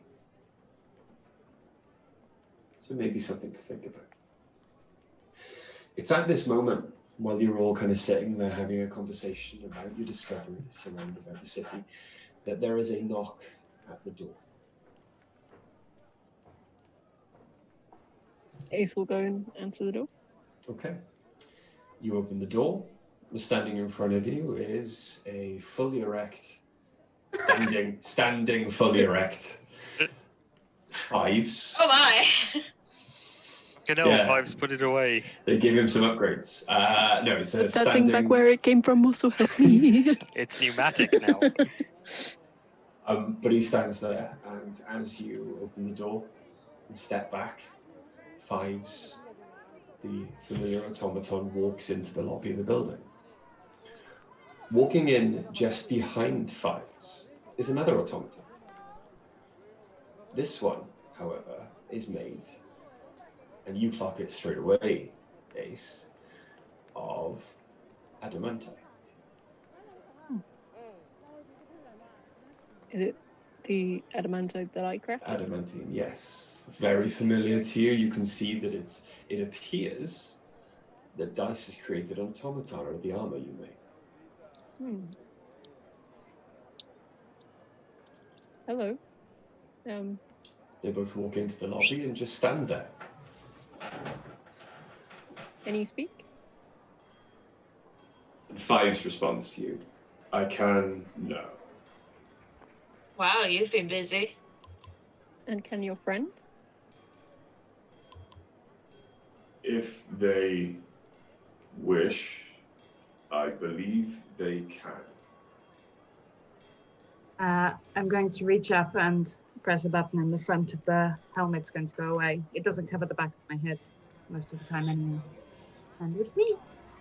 The helmet kind of splits into two and slides down, flush against them, the chest plate of the armor, and down on the back. And hair just pops out of the top of it. And apparently now in full armor, but looking like an automaton, is your friend Dice. Hi, I built a fake. Cedric is nowhere in sight. Nice work. I Good built a lord. Do you like it? I'm gonna Yeah. walk around in a circle. Is the rest of you inside of there? No, actually, I just took my head off and attached it to the top of the armor.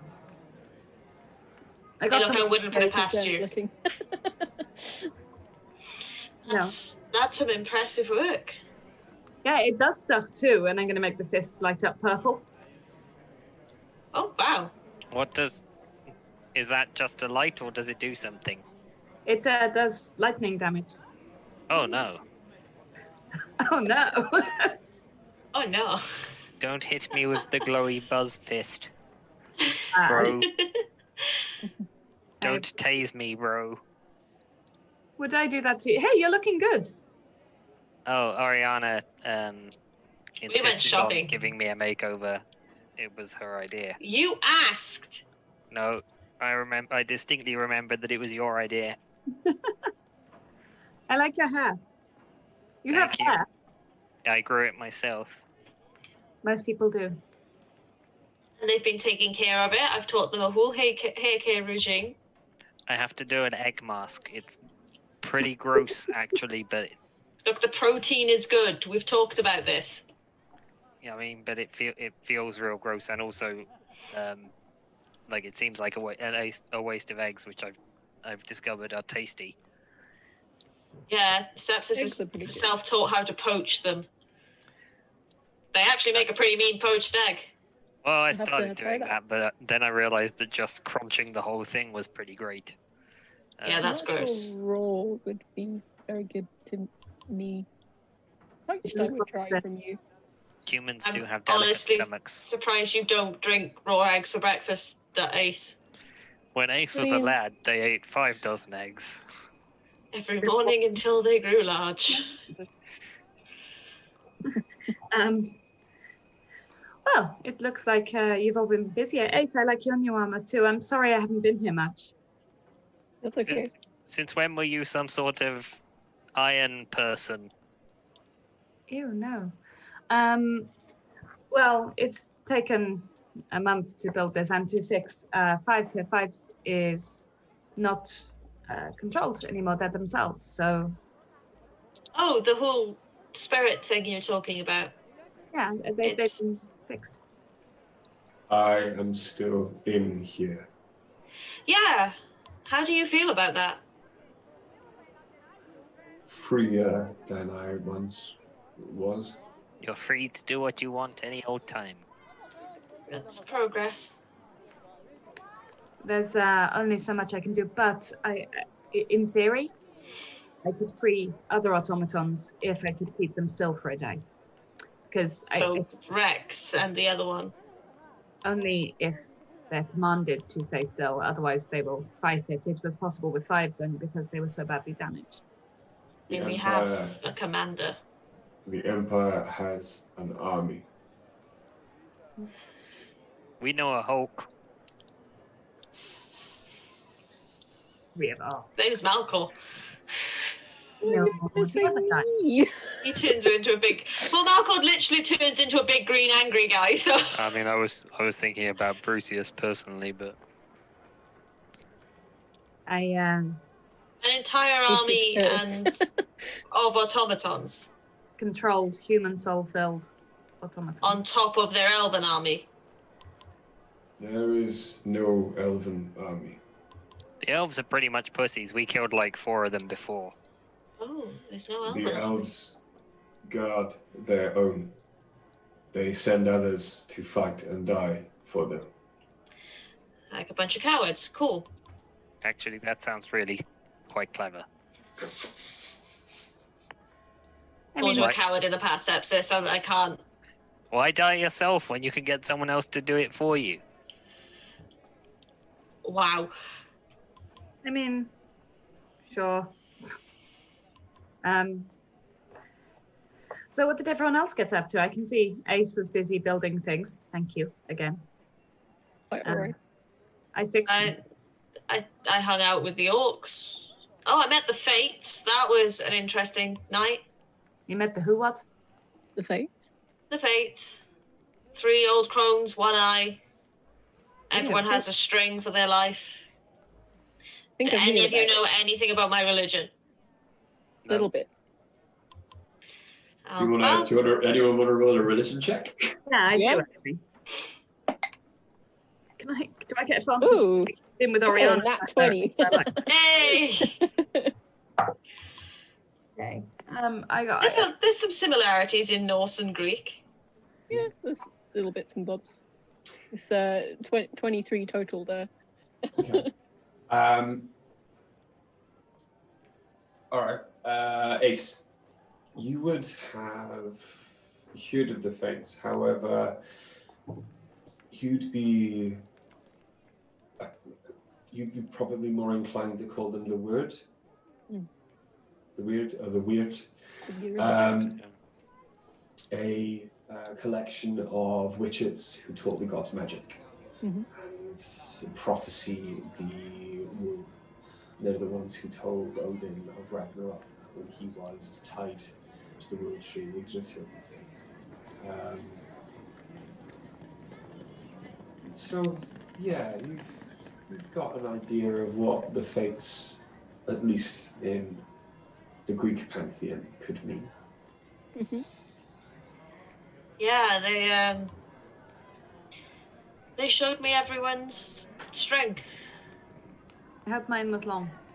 It was, and ginger. Yeah, that's not entirely surprising, I suppose. Colour was mine. Gold. Hmm. And forever changing in length. Oh. Apparently you confuse them.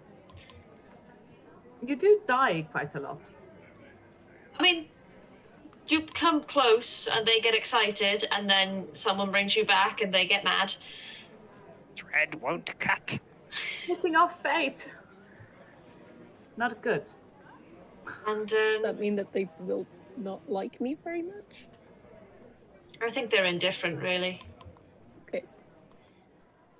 And yeah, sepsis was I don't want green. to know. It was green, that's all. That's all you're going to know, is it was green. I'm not interested in prognosticating. Mine seemed to be never ending, I couldn't follow it, but it was purple. Ooh. I believe that a person can rise above their destiny. Oh, and the old... If you could change your fate. You could change your fate. And the old orc. I think she came to visit you, Ace. Yeah, she did. That's Malcor's grandmother. Oh, I did wonder if there was a relation. Yep, the clan is his family. I think that's racist. I think I've been adopted. No, they looked similar, not like just race. Oh, I hear you. You think all orcs look the same. No. And they must all know each other. Yeah, I'm pretty sure I've been adopted. In a good way? Congratulations. I don't know. You've been adopted by Melkor's grandmother? By his entire family. Does that make you Melkor's aunt? Oh, God. Interesting. Make me a great... No, yeah, aunt. Ugh. Anyway, Sepsis got their nose pierced.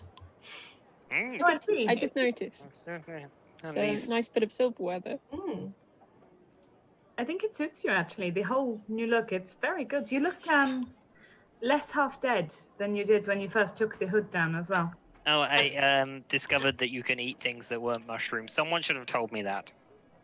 Dude, we did. I mean, we tried. And he got a body. Yeah, I look, mean- honey. It was, yeah, you weren't very convincing. You should have been more convincing. I said, food's Yes. delicious. Eat it. What do you want from me? I don't know. It didn't convince me at the time. Well, I'm just a head on armor now, so I don't have to eat anymore. No, I'm kidding. I do.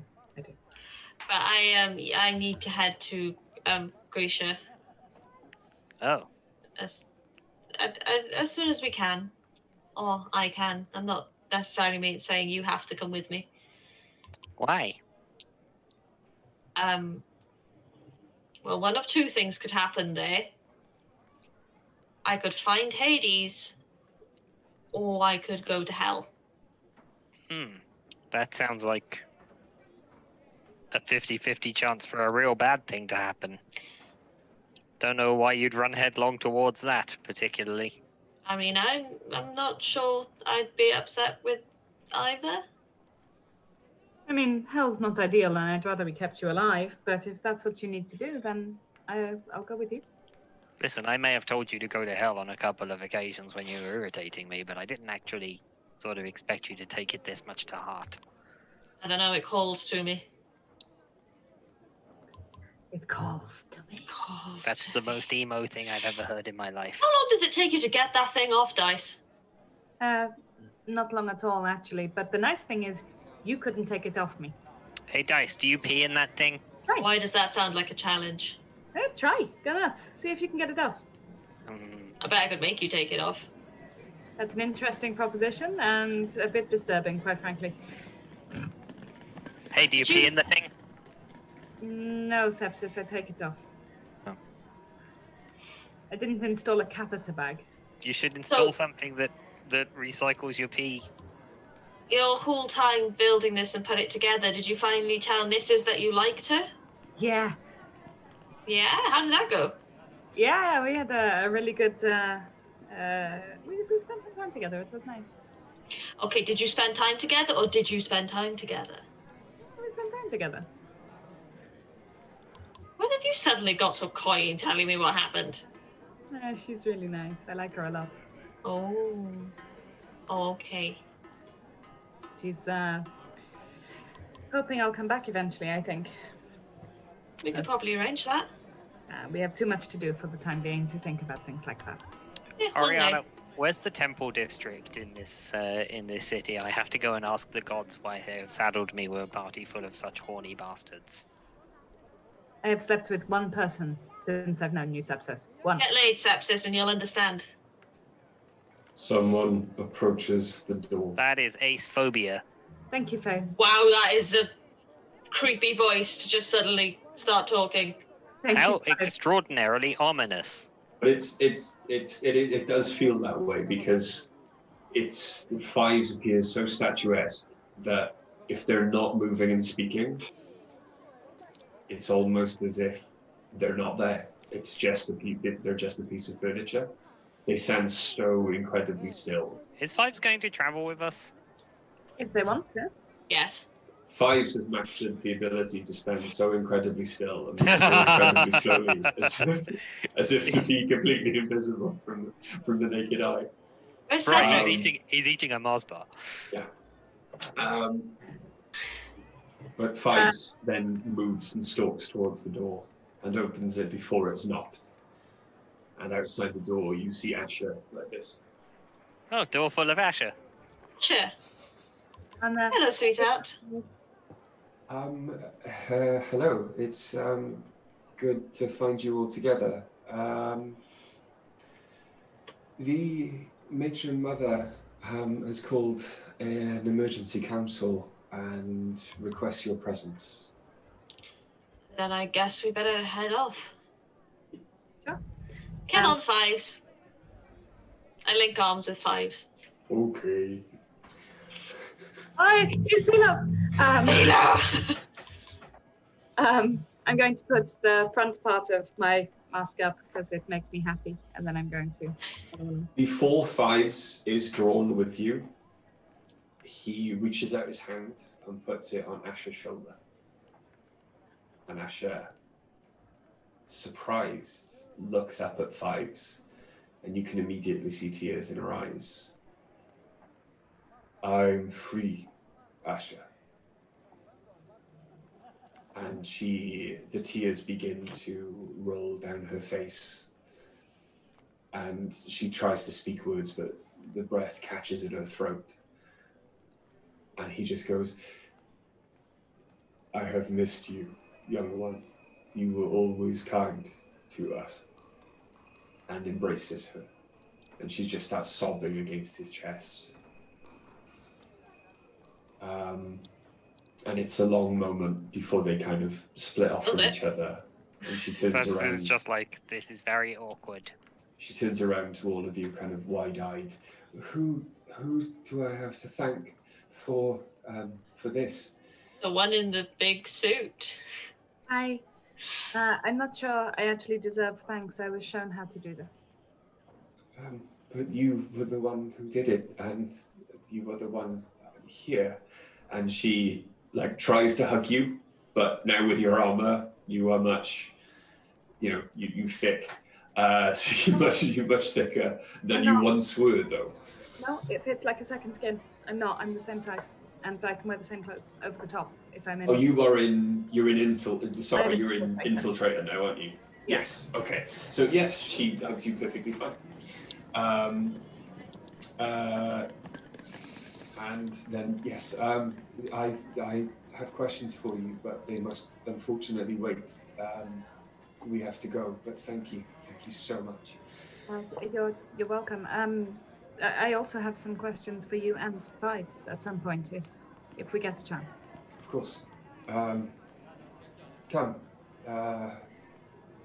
The matron mother is not normally one to be kept waiting. Oh, let's go. I don't want to piss her off. Let's go. Hey, who's slowing us up here? You make your way out onto the street. Across the road, you do see three the children that you saw the first day you moved in with their parents. Their parents are nowhere to be seen, but the children are carrying what appear to be armfuls of supplies, groceries, food. They look healthy, but you do remember that you have seen their parents getting iller and iller over the last few days.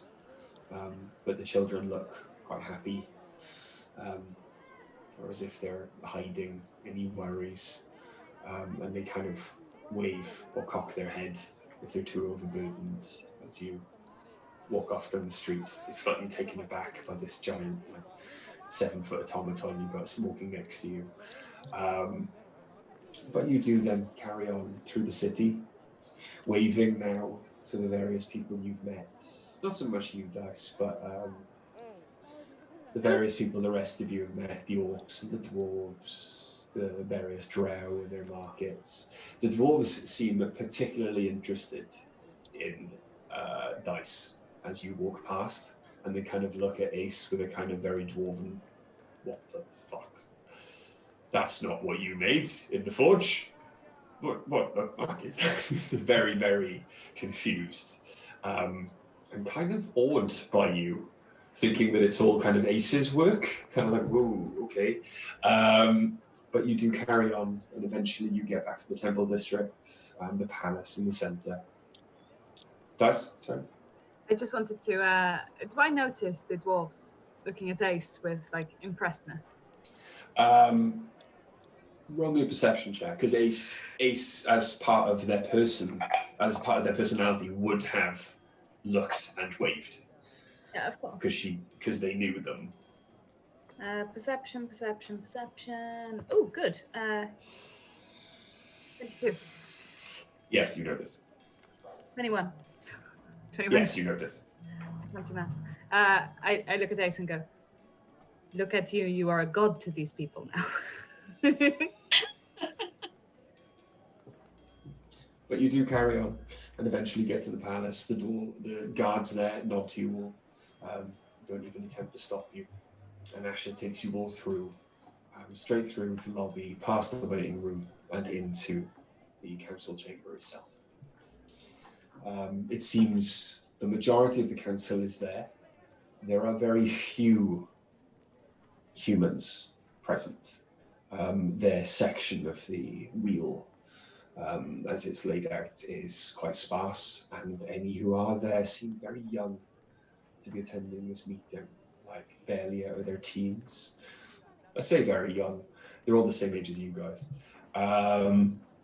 Younger than what we're used to seeing. But as you kind of look around, the half-orcs, the halflings, the dwarves, the drow are all present, as is the matron mother. Roll me a perception check. One as good as last time. Close, 15. I dropped the thing, by the way, and... Oh. 19. Ooh, 17. Okay. Did you say 6, sis? Okay. All of you then, apart from Ace, notice the matron mother seems stressed, seems worried, her face quite pensive. However, there seems to be a glow about her. Her figure is fuller,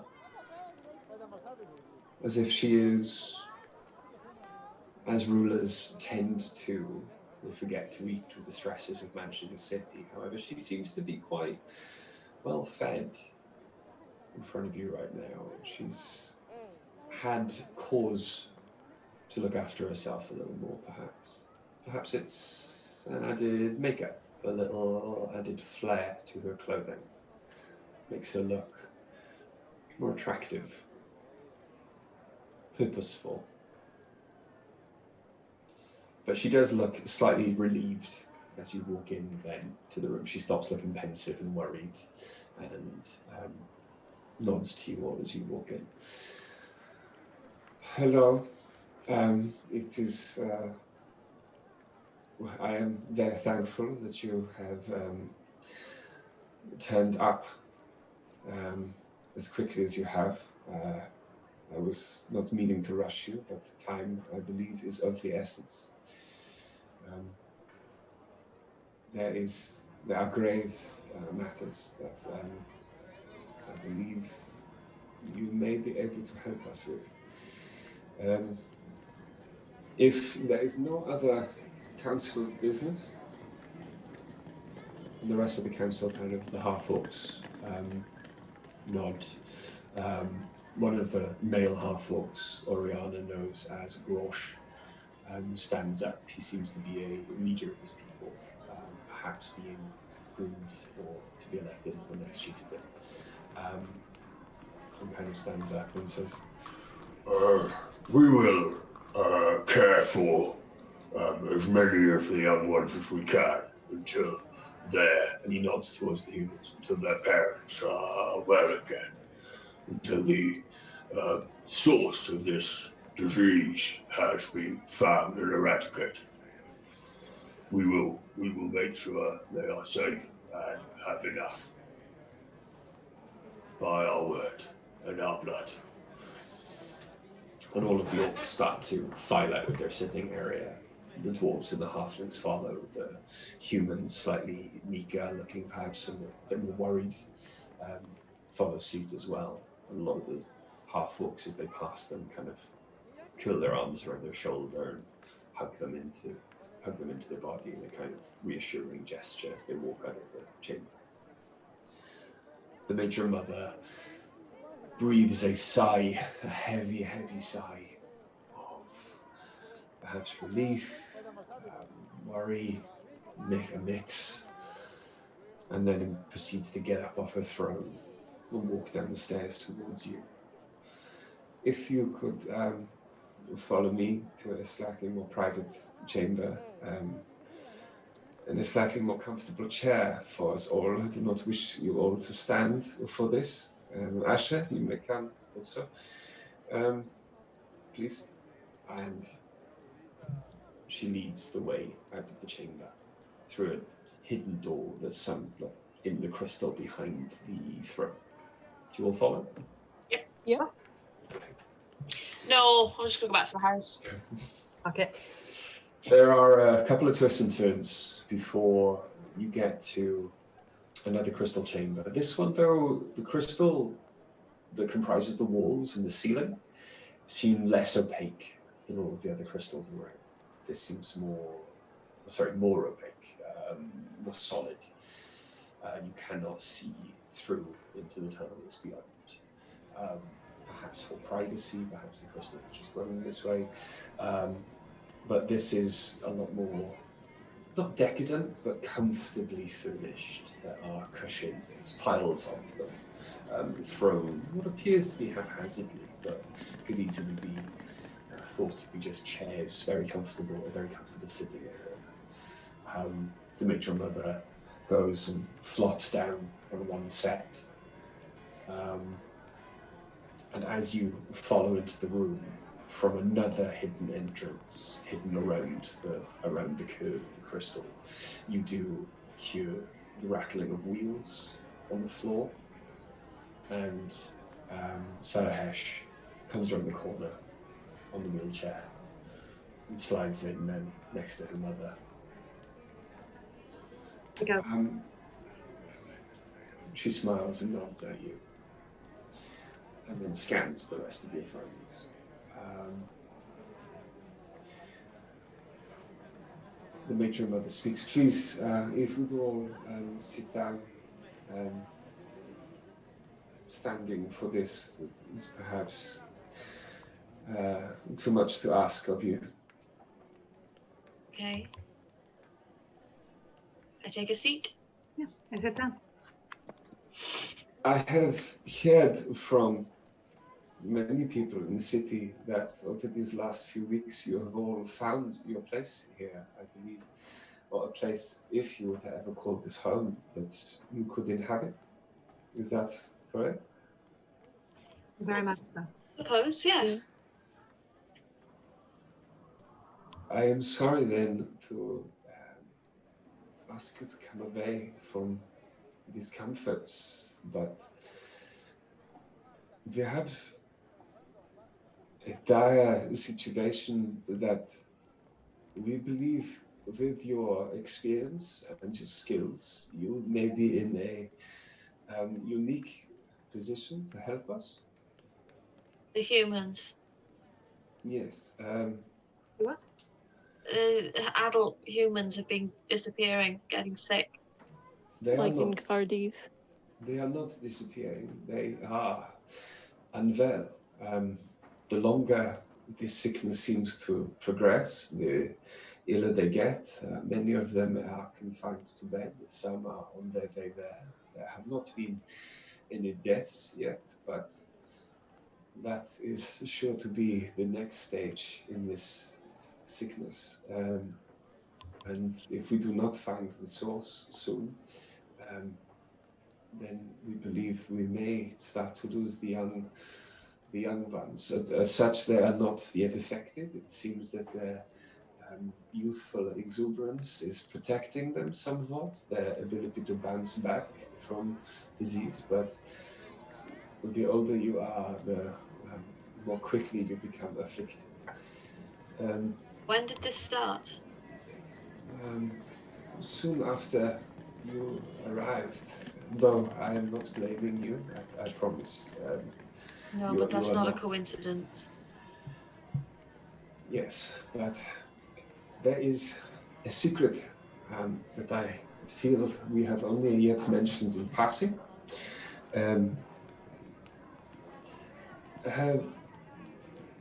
You have heard us, I believe, describe the garden. Briefly, yes. Yeah.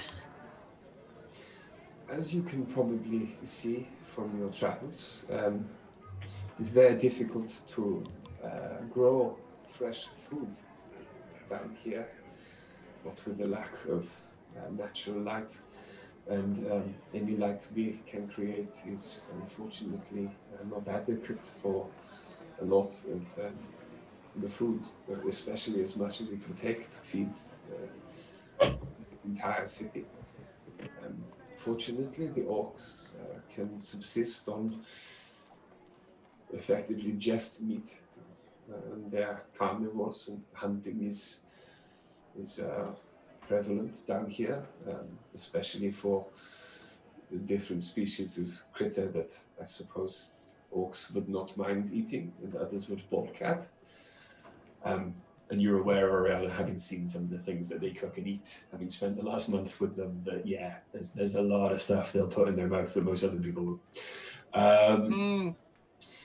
However, especially as the humans, the human residents of Feldé, they need a balanced diet. And unfortunately, it appears that that balance is what is killing them. The garden is integral to Feldé, but it is also our best kept secret, apart from the city's location itself. We protect its entrances, we protect the magical nature of the place, and we have done so for thousands of years. It is difficult for us to entrust this knowledge to outsiders, but I believe you four have all proven yourselves friends to Feldé. Sarahesh, if You have studied it, the science of it more than I. Thank you, Mother. The garden is a subterranean paradise. Not far from here, maybe 5 days, a trek further into the Underdark is a cavern the likes of which you could not possibly comprehend until you have seen it, and even afterwards, it is difficult to hold its size inside your mind. It's as if it is not even on this plane. There is a jungle. There is daylight. There is a sun that glows in the center of the cavern. There is creatures that have not walked on the surface world for millennia, if not more. There is a huge tree that seems to grow from one side of the cavern to the other. I have not walked the entire circumference, or I suppose rode the entire circumference of it, but you do not need to be a spider to climb the walls. The further you walk, gravity appears to extend outwards from the sun. If you walked for long enough, though I fear it would take many days, you could perhaps wave to your friend who is standing upside down on the ceiling. Dice likes to do that anyway. That's true.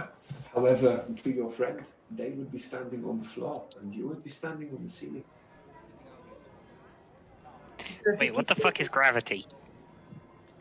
Gravity. It's what stops you from floating. Gravity is a natural force that holds you to the earth. There are spells that can reverse it. If I you know don't how need to work anything it. to hold me on the earth. Things stay on the earth. Because of gravity, Sebs. Next, you will be telling me you do not believe in mountains. Oh, don't start that. They do seem implausible. In my defense, until you've seen them, it does sound kind of ridiculous. We spoke a lot this week, this month. I'm very sorry I could not resist.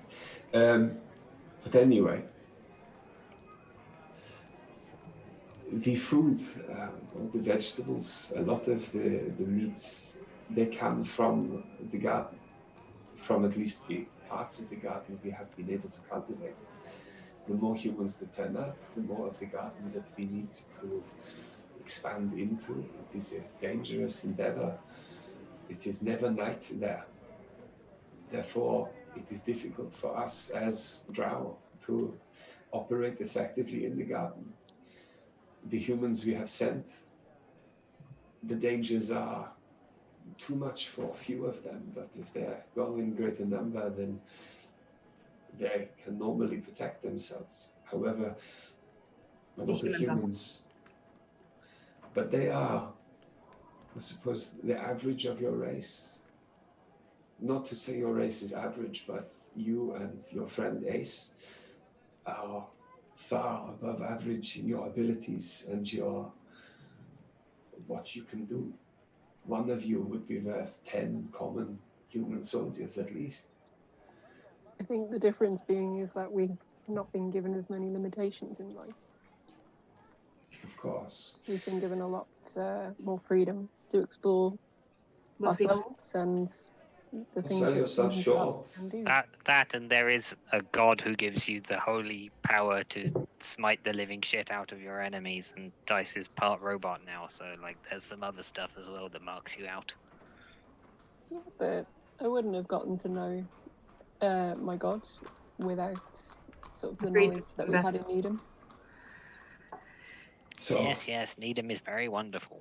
so we come to the crux of the matter, and the Major Mother takes over again. The garden, unfortunately, it looks like our crops have been poisoned, though we know not how. Unfortunately, it is the only place we can grow the food to feed the human sect of Feldé. Unfortunately, also, we cannot send the humans into the garden. The orcs will not go there. The dwarves also. They both believe it is a sacred paradise of their people. They do not have issue with others going there, but they are forbidden. And Do you- will not. Have you discussed this with your elven prisoner? Benkin. She pauses. I have discussed great many things with him. I do not believe this has anything to do with him being here. Do you think it may have something to do with his apprentice? Is there any chance They got into the garden. Kane's group could have got there? They did come down here to wage war, and this is potentially an act of... Aggression, at least. It seems is like the one to why- pull war crimes. Unfortunately, this is why. It seems the anger at us capturing Benkin, or Ankane's unawareness of where Benkin is, has caused him to return with a much larger army, much greater number. Their search, as of yet, I believe, has not taken them anywhere near the garden, but they are getting closer, which is why we cannot send any aid with you. If you agree to go to the garden, we must keep our force here, what our force is. What about the prisoner? Benkin, Yes. He's capable. you wish to take him with you? If you'll allow it, we'd appreciate it. He Yes, knows his sure. apprentice's tactics. He also knows the elves' tactics, and he's useful in a fight. However, it does very much depend on what you have learned. He gives us the upper hand, a sort of tactical high ground, if you will. Those humans that have been able to go to the garden report no elven presence there. But it appears that the garden is dying in sections. And we do not know the source, as it is much further into the garden. Closer to the Okay. giant's tree. You say poison, but it could also be a natural creature causing the damage. Perhaps. We don't know. Okay. And what of Benkin? What have you learned? If you would tell us, just I suspect we're happy to do this, but I would like to know if he's okay, if he was trustworthy as we hoped. He is comfortable. I have learned a great deal from him. Insight check. Roll an insight check. Yeah, I'm gonna do that as well. 13. Unlucky for some. Also 13. Red. I would also like to roll an insight check, but not against Matron Mother. I'd like to roll it against the expression on Sarah Hesh's face. A little bit different. Okay. Sorry, Ori, what'd you get? 13. 13 for Sepsis. Correct. 16 Ace. against Sarah. Ace, what did you get? I didn't roll. Oh, you didn't roll, that's cool. No. Okay. That's fine. And what did you get for against Sarah Hash, sorry? 16. 16, okay. Oriana and Sepsis, as you were looking at the matron mother, a curl at her lip. She's very much attempting to remain as stoic as possible, but there is a very slight purple blush on her blue-grey skin. Hold it. And it's as if she's trying to hide a smile every time she says his name, or every time you do. Wow. Dice. Yeah. You did not need to roll so high. You know Sarah Hesh quite well by now. And her face is looking at her mother with something of a squeeze kind of an expression, just a lot more understated. Very small fangirling. Do not do. You've been seduced. And I'm What great. were you doing the seducing? The matron mother kind of just sighs, and Sarahesh like stifles a laugh behind her hand. Solid effort at hiding it, though. Very subtle, Oriana. The matron mother. The matron Don't know mother. the meaning of the word. I'm concerned that perhaps you literally don't. The Benkin is in quite a lot of aspects a mirror of me. We found very early on in our conversations that he was born around about the same time as I. We remember from our youth the world before.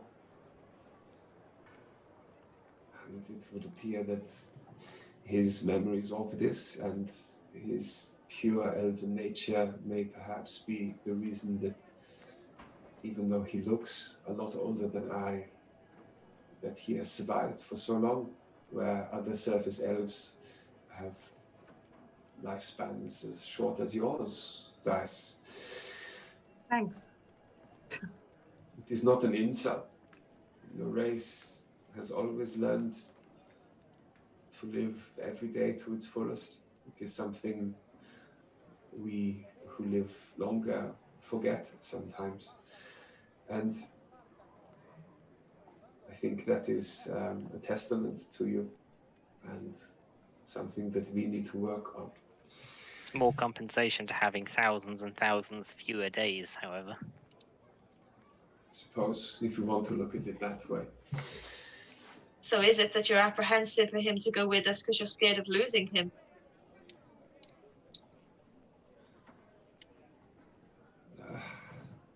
Because I imagine you trust him now. Or do you not? I would like to.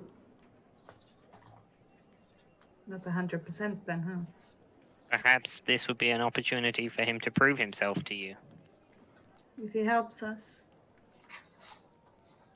Okay, everyone's been talking. Who wants to roll a persuasion check with the vet? Oriana. Sorry. Right, Do you even have to ask that? Fucking bards. I mean, if we were lying, who would roll the deception check? Yeah, okay. 28. Sorry, Dice, what did you... I want to ask about our half-elf at some point, but we'll get back to her. Tara's living with us. Yeah, I know, but I want to see if she's coming with us. Or anything. Yeah. 28. Yeah. Yes. Fucking hell. Sorry. Okay. Big numbers. I am persuasive. It's them titties. I would... If I were to send him with anyone else and give him even that much freedom, I believe even my people, the majority of them who have suffered at the hands of the surface elves, would probably try and depose me. However, you have all impressed in your own ways, and there is a rumor that he was your prisoner, not you were his employees, that we have done nothing to quash. Perhaps it was even started by someone in my court. If I find out who, I will promote them for their enterprising skills. However, if he does betray his words, what he has told me, then I would ask you do not let him leave the Underdark. I'll do away To with no him myself. I have no Yes. particular concerns about killing elves as needed, but he is a friend, so I would want to be very sure before we made such a call. A friend. Well, that's an overstatement. He is Acquaintance. acquaintance, but I'd still want to be sure. He's not done us any wrong so far. Yet. Then I will give him into your custody for this. He may be of help to you. I was going to have him here where we could keep an eye on the front lines, controlled by Asha, as she is used to his skills and tactics. But I will take your half-elf. She has been calm, has not harmed anyone here. No. I will send her with Asha. If she wishes to go. I was going to say, you would have to ask her. Perhaps. I may send Asha to ask her instead. They seem to have at least some rapport, according to Asha. That's probably for the best. I would agree with that. I would also say she may wish to stay here where we can't. Eventually, we will have to leave. She may wish to stay here. Perhaps that is something Asha could also discuss with her. Why? Why do you wish to go? It's not that we wish to go, it's that we still have things left unfinished, I think. Gods to find. More than one. Very well. Then please stay safe when you enter the garden, and I hope you return. Matron Mother, I wish a word with you, if I may, before we leave. Can this word be spoken in front of your friends, or would you prefer privacy? In front of my friends is fine. Very well. What would you ask of me? I'm looking for some information about what's happened in this world. I spoke with a librarian, William, and he felt that you may be the person to ask. And before I ask my question, I'm going to cast Detect Thoughts, but I'm also going to spend the sorcery points to cast it as a subtle spell. So, Okay. no sign of having cast it. Okay. So what's the question? Do you know what the source of the surface elves' power and longevity is now that they are cut off from their original magical essence?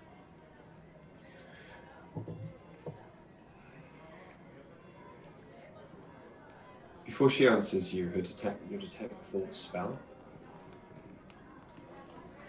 there is death. There is rot. There are images and thoughts of necrosis and death. You see zombies, skeletons scattering through her thoughts. But she answers you stoically with, it is the complete antithesis of what they used to stand for. We have our theories, we do not know where it comes from for certain, but our theories are worked out from a lot more evidence than many others have.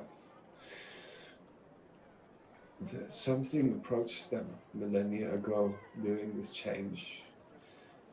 It put its roots in them then, and it sunk its roots in deeper and deeper over time until that is what severed their connection with the Feywild, with their true power, with their origins. The Feywild rebelled against them. Why do you think, assuming you were aware, Oberon and Titania banned them all from Avalon? We were not aware.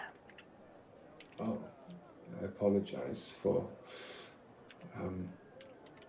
any We had heard that they confusion. didn't travel to Avalon, but I The don't think we elves- were aware. The elves cannot approach Avalon. No one can, but most people get turned away.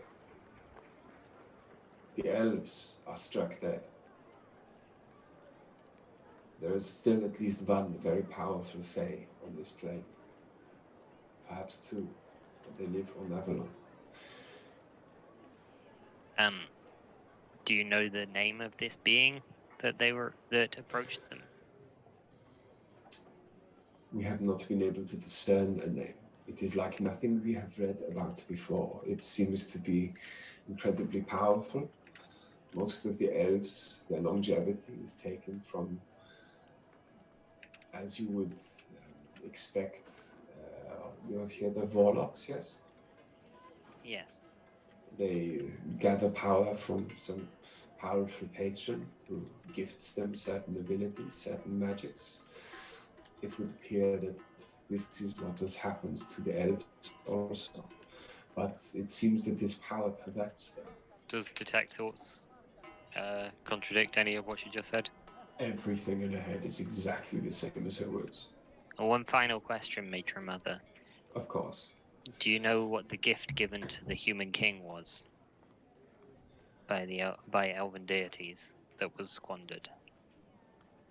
Pictures flash up in her mind, but they're unclear pictures, but not like she's confused and doesn't know. It seems to be more that she's imagining them instead of remembering them. And when she speaks, she effectively just says, unfortunately, that again can only be theorized. We were in the Underdark at the time. I was from a city that is below the continent. I was quite far from here. I was not born at Feldé. We knew that the king had been given a great gift by one of the elven deities. We do not know which one. This gift was perhaps squandered, perhaps mocked, perhaps thrown away carelessly, as is a lot of the gifts of the Fae. It is unwise to throw away those gifts carelessly or disregard them. What would you theorize about the nature of the gift? What gift would you give a great king to help him in a war? And you see the images in her head. There's a suit of armor. There is a magical pair of gauntlets that morphs into the magical sword. I have a question. You say the gift was given to the great king of the humans, right? But the elves were kicked away from the Fae. They were punished directly. That was for making the compact with this being, it seems, separate from the crime of this king. After. The king's actions led to the cataclysm that wiped out 2/3 of all humans, or removed. Okay. It's just interesting. We're still learning so much about this. And nothing at all. Do either of you know what is west of Avalon?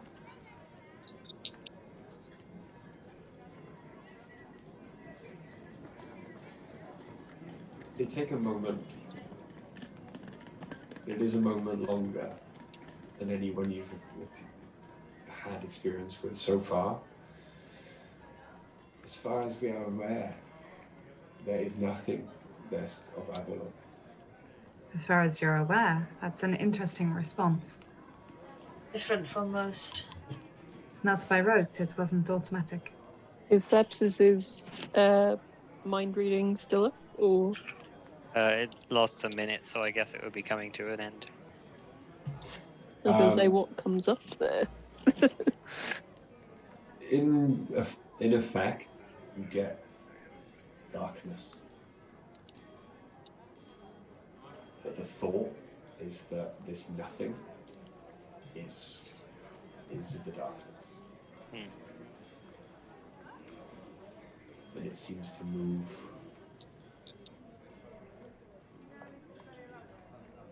there used to be, I believe, other continents west of Avalon. The humans in the north traveled there. There were legends. We have some small copies. However, anyone you ask, or most people you ask, will say there's nothing west of Avalon. The world stops. Yes, we've noticed. Unfortunately, while I'm sure the world does not stop, I do not know what is west of Avalon. And so, therefore, as far as we are aware, there is nothing west of Avalon. It's interesting. Everywhere is somewhere. The world does not just end at Avalon. Anyway, thank you. Maybe it's round. Maybe we should just go really far east. Keep going. Just keep going east until you hit the other side of Avalon. That's a ludicrous idea, Oriana. If the world was round, we'd be able to see the curve in the horizon. Or if it's see really that it's flat big. with your eye. That doesn't make any sense. There'd be a curve. If it's a circle, it would curve. It's flat. You can see that when you look at it. Like if you hold a bowl really close to your Oriana, eyes. are you stoned? Sepsis is a flat Always. earther. Of course he is. He doesn't believe in mountains. Hey. Of course Sepsis is a flat. Of course Sepsis is a flat earther. Of course they are. Oh God. What is? I think. What happens at the edge then? I don't know. Maybe there's a big fence that goes around it, like a big wall of ice. A fence that goes around the circumference, like a circumfence. Sarah Hesh speaks up. I tell you what, Sepsis, when you return, I will show you my model of the planets. Planets? Oh, you've really blown their mind now. I tell you what, Sepsis, when you return, I will explain spatial, celestial bodies. You're going to explain astronomy to Sepsis? I don't want to know about... I can explain astrology to Sepsis. What do you mean planets? There is more than one. Who says? You can see them. Surely this is. But they're only like this big. Surely this was on the curriculum in Nidum. I did send Marcus the notes. We've discussed this before, Sepsis. They're really far away. Those cows are small. Those cows are far away. Yeah, but they're just they're just up there. They're only as far away as the clouds are. Okay. No. We'll talk about this another time, Sepsis. Sarah Hesh looks like she's about to have an aneurysm. Sepsis was not educated the same way that we were. Next, you'll be saying silly things like that the sun is bigger than the moon. They're the same size. You can see it in the sky. It's a perspective thing. The sun is much further away, but also much bigger. No, they're both right up there. But they're not. They are on the dome above it, the big blue dome. They're just on there. That's fine, Sepsis. You're not hurting anyone believing that, so just carry on. You do you, boo. So, will you go to the garden for us and see what is wrong? Yes, as soon as we have Ben Kidd, we'll go. Yep, we're happy to investigate. I turn to Fives and say, would you prefer to come with us or to help with the people who might get here? I have a promise to keep, though I did not have the words to properly make it when last I offered it. And he looks to Oriana. Though you inferred what I meant, I will protect you. And he makes the motion. He makes the motion again of putting himself in front of you all, as he did previously. Thank you, Fives. Now that you are free, you're not bound by that promise. Oriana would understand, and it is a sweet gesture, and of course, you are very welcome to come with us, but you can make any choice you wish. Whenever. When my body was flesh instead of this, Ding ding. it was a custom in my people that those who did you a great service were owed a great service from you. It would honor me if you accepted my help. We'd be honored to have your help. Of course. Thank you. I like the idea of any arrows that are intended for me hitting a big metal man instead. That does sound preferable. You hit my metal dog. You didn't like that? Where is Very seldom hit a Cedric? metal dog. Yeah, I haven't seen Cedric. He went Cedric back to hell. is part of the armor, the bits that make it work. You took your dog apart? I do not have the magic to power both things. The armor is powered. I can't power Cedric too. He's not gone. He's just part of me now. You're part of hell, beast. No, that's Oriana. I am, yeah. That's okay. I guess we don't have to worry about Cedric anymore then. And Cedric didn't hurt? And Cedric was never designed to feel pain. I do miss them very much, but We'll get you a puppy one day. Does this mean you're part dog now? yeah, definitely. I was always part dog though. Yeah. I wink at Sarahaj. Oh. Is Full Metal oblivious. Alchemist joke. No. No. My heart, Greg. So, You can't hurt me this way. while I can see that, like many of my people, before you are to go to on a dangerous mission or quest for us, you make jokes with each other. Time is of the essence. It's a coping mechanism. Yes, we'll get on our way. Sarah Hesh can. I am sure, Mother, that he would prefer a goodbye from you. And Yeah. she kind of nods. Thank I you. will take you to Benkin. Asher, if you could go by their dwelling and ask for Lara. And Asher kind of nods to you all. You won't imprison her, will you? No, she No will time. just come with me. From what I know of her, she will be quite useful in scouting. Okay. Never any chains. She does not deserve. I know you would not, but I am no longer allowed to put chains on people I think should still be in chains. And she casts a sideways glance at the matron mother. I certainly would never put chains on people I do not believe ever deserved them in the first place. thank you. Good. Good luck. I still have a lot of questions for when you return. I have no doubt.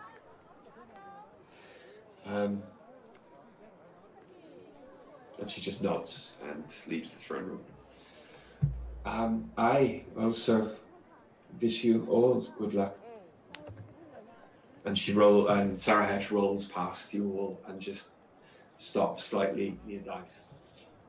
He touches your hand and smiles at you and rolls out of the throne room, rolls out of the room. As she's going past and touches my hand, I very quietly go, I'll see you when I come back. Thank you. You should really seal the deal with her. I mean, I could probably delay us and I'll give you like half hour. You really can't. We have to go. Come on. Oh, okay. The matron mother takes you out of the room, down a winding, not staircase, but a gentle slope that winds down in a circle below the palace. And she touches a few crystals, and what looks like it should be a completely solid wall of stone shifts into the side of a corridor. And as you step into the corridor, you realize you are in what in these parts goes for a dungeon. However, As you get a bit further down the corridor, and she takes a key from her dress and opens the lock. As the door opens, it's very brightly lit inside. She kind of hides her eyes slightly, allowing them to adjust. It's much brighter than it is in the palace above or in any of the other. And as you step in, it is the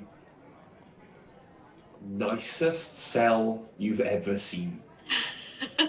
The walls are decorated with many tapestries depicting, and they're large tapestries as well, very, very beautifully painted, and they depict scenes or landscape scenes of the surface world, almost like windows have been put in on some of the walls, and one can look out and see the surface world that he's missing. Hello there.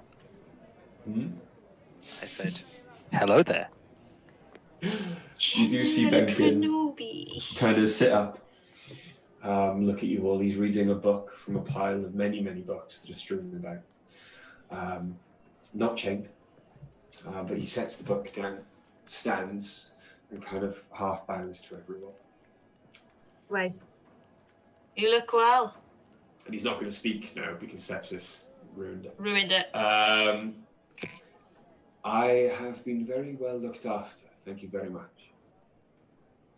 It has been the most comfortable imprisonment of my long life. Oh, I'm sure. And he looks at Oriana and catches your eye. Not that comfortable. Not yet. Yet. Dirty dog. I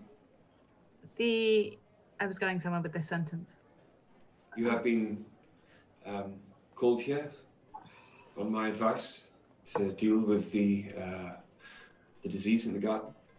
Yes, so we're taking you with us. Oh. Thought you might like the fresh air. So to speak. Apparently the air is very fresh down there, so yes, I would gladly accompany you. It is a sight to behold, apparently, from what I've been told. You know, you look a lot better than you did when you were unconscious. I feel lighter, freer. It seems an extended time down here, away from what I thought was true, has allowed me to reconsider a great many things. I'm glad to hear it. So I will gladly accompany you. I am to assume I will not be armed. And the matron mother You're more puts her useful if you hand are.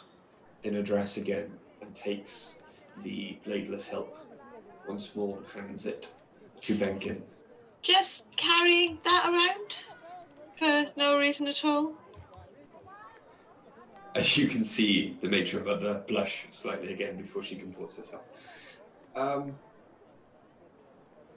I was keeping it close for study.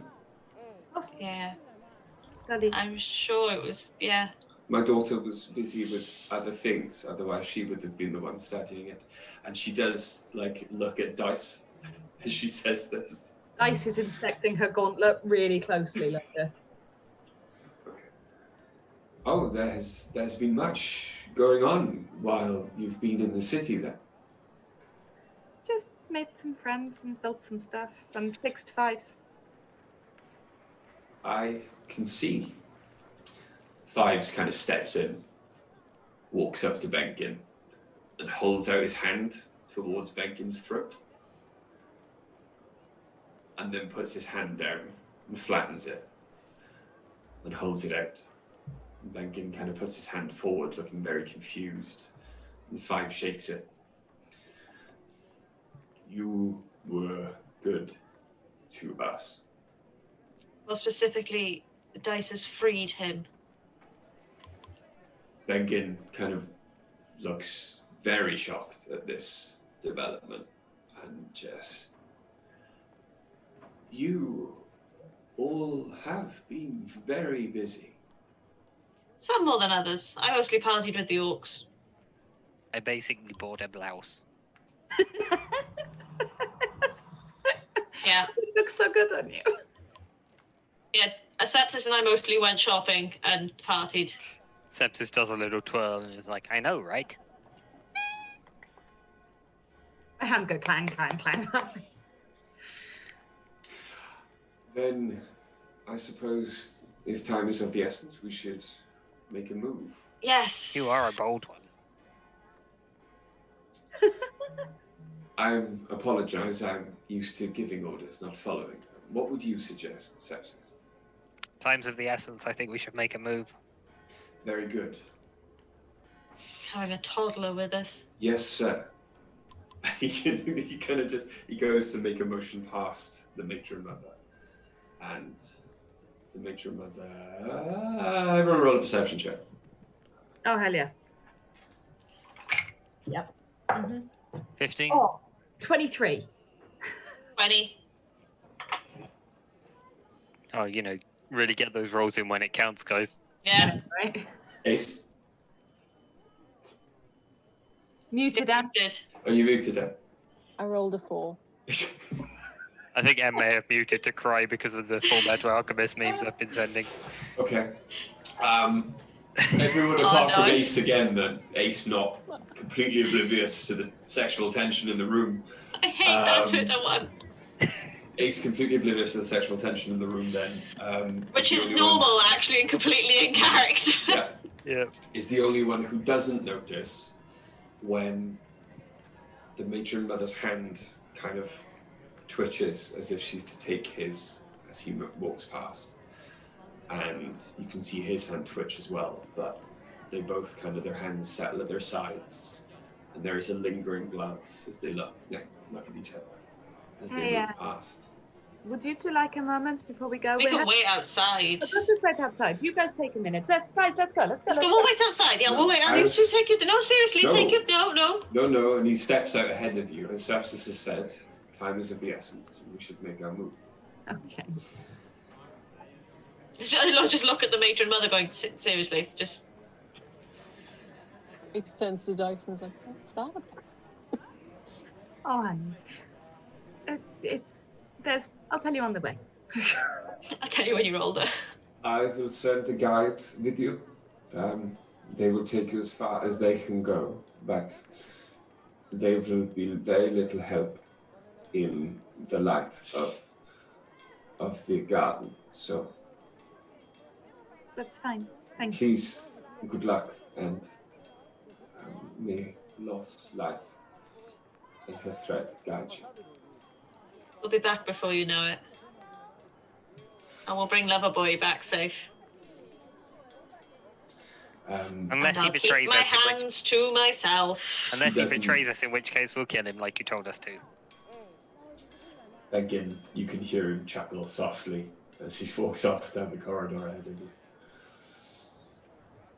A little jealous. So I say to the mother matron as I walk out the room going, I'm a little jealous. Well done. You get enough. Haven't had anything for 4 weeks. You get enough. 4 weeks. Sorry, Ari. So, you are I swear met. your libido will be the death of us all. It'll be the death of me. You are met at the end of the tunnel by a strapping young drow scout. She is dressed head to foot in black leather armor, covering much of her, the only parts of her you can see that are skin are her face. And she smiles at everyone, scowling slightly at Benkin. Before opening the door. And ahead of you, not worked stone, not paved floor, and not lit in any way, is a long, dark tunnel. Natural, and just winds down into the earth. Goggles on, humans. Let's go. Oh, yeah. So I am Lyra. What are all of your names? Delia. Lyra. Oriana. Very pleasure to meet you, Oriana. Sorry, I tripped over my words. You are quite beautiful. And you, Ahmed van Sorry, a big armored van. Do you mean me? Yes, My name is Ace. pleasure. Smaller armored one. Dice, nice to meet you. Very nice armor. How do you get it to fit so tightly and also be metal? It's magic armor. Ah, okay. And you, tiny, well-dressed one. Hello, I'm Sepsis. I didn't used to be pretty, but I am now. Well, So happy. not my type, Fuck you. but I can see how you'd be other people's type. It's just not mine. Oh no, it's too late for that now, Lyra.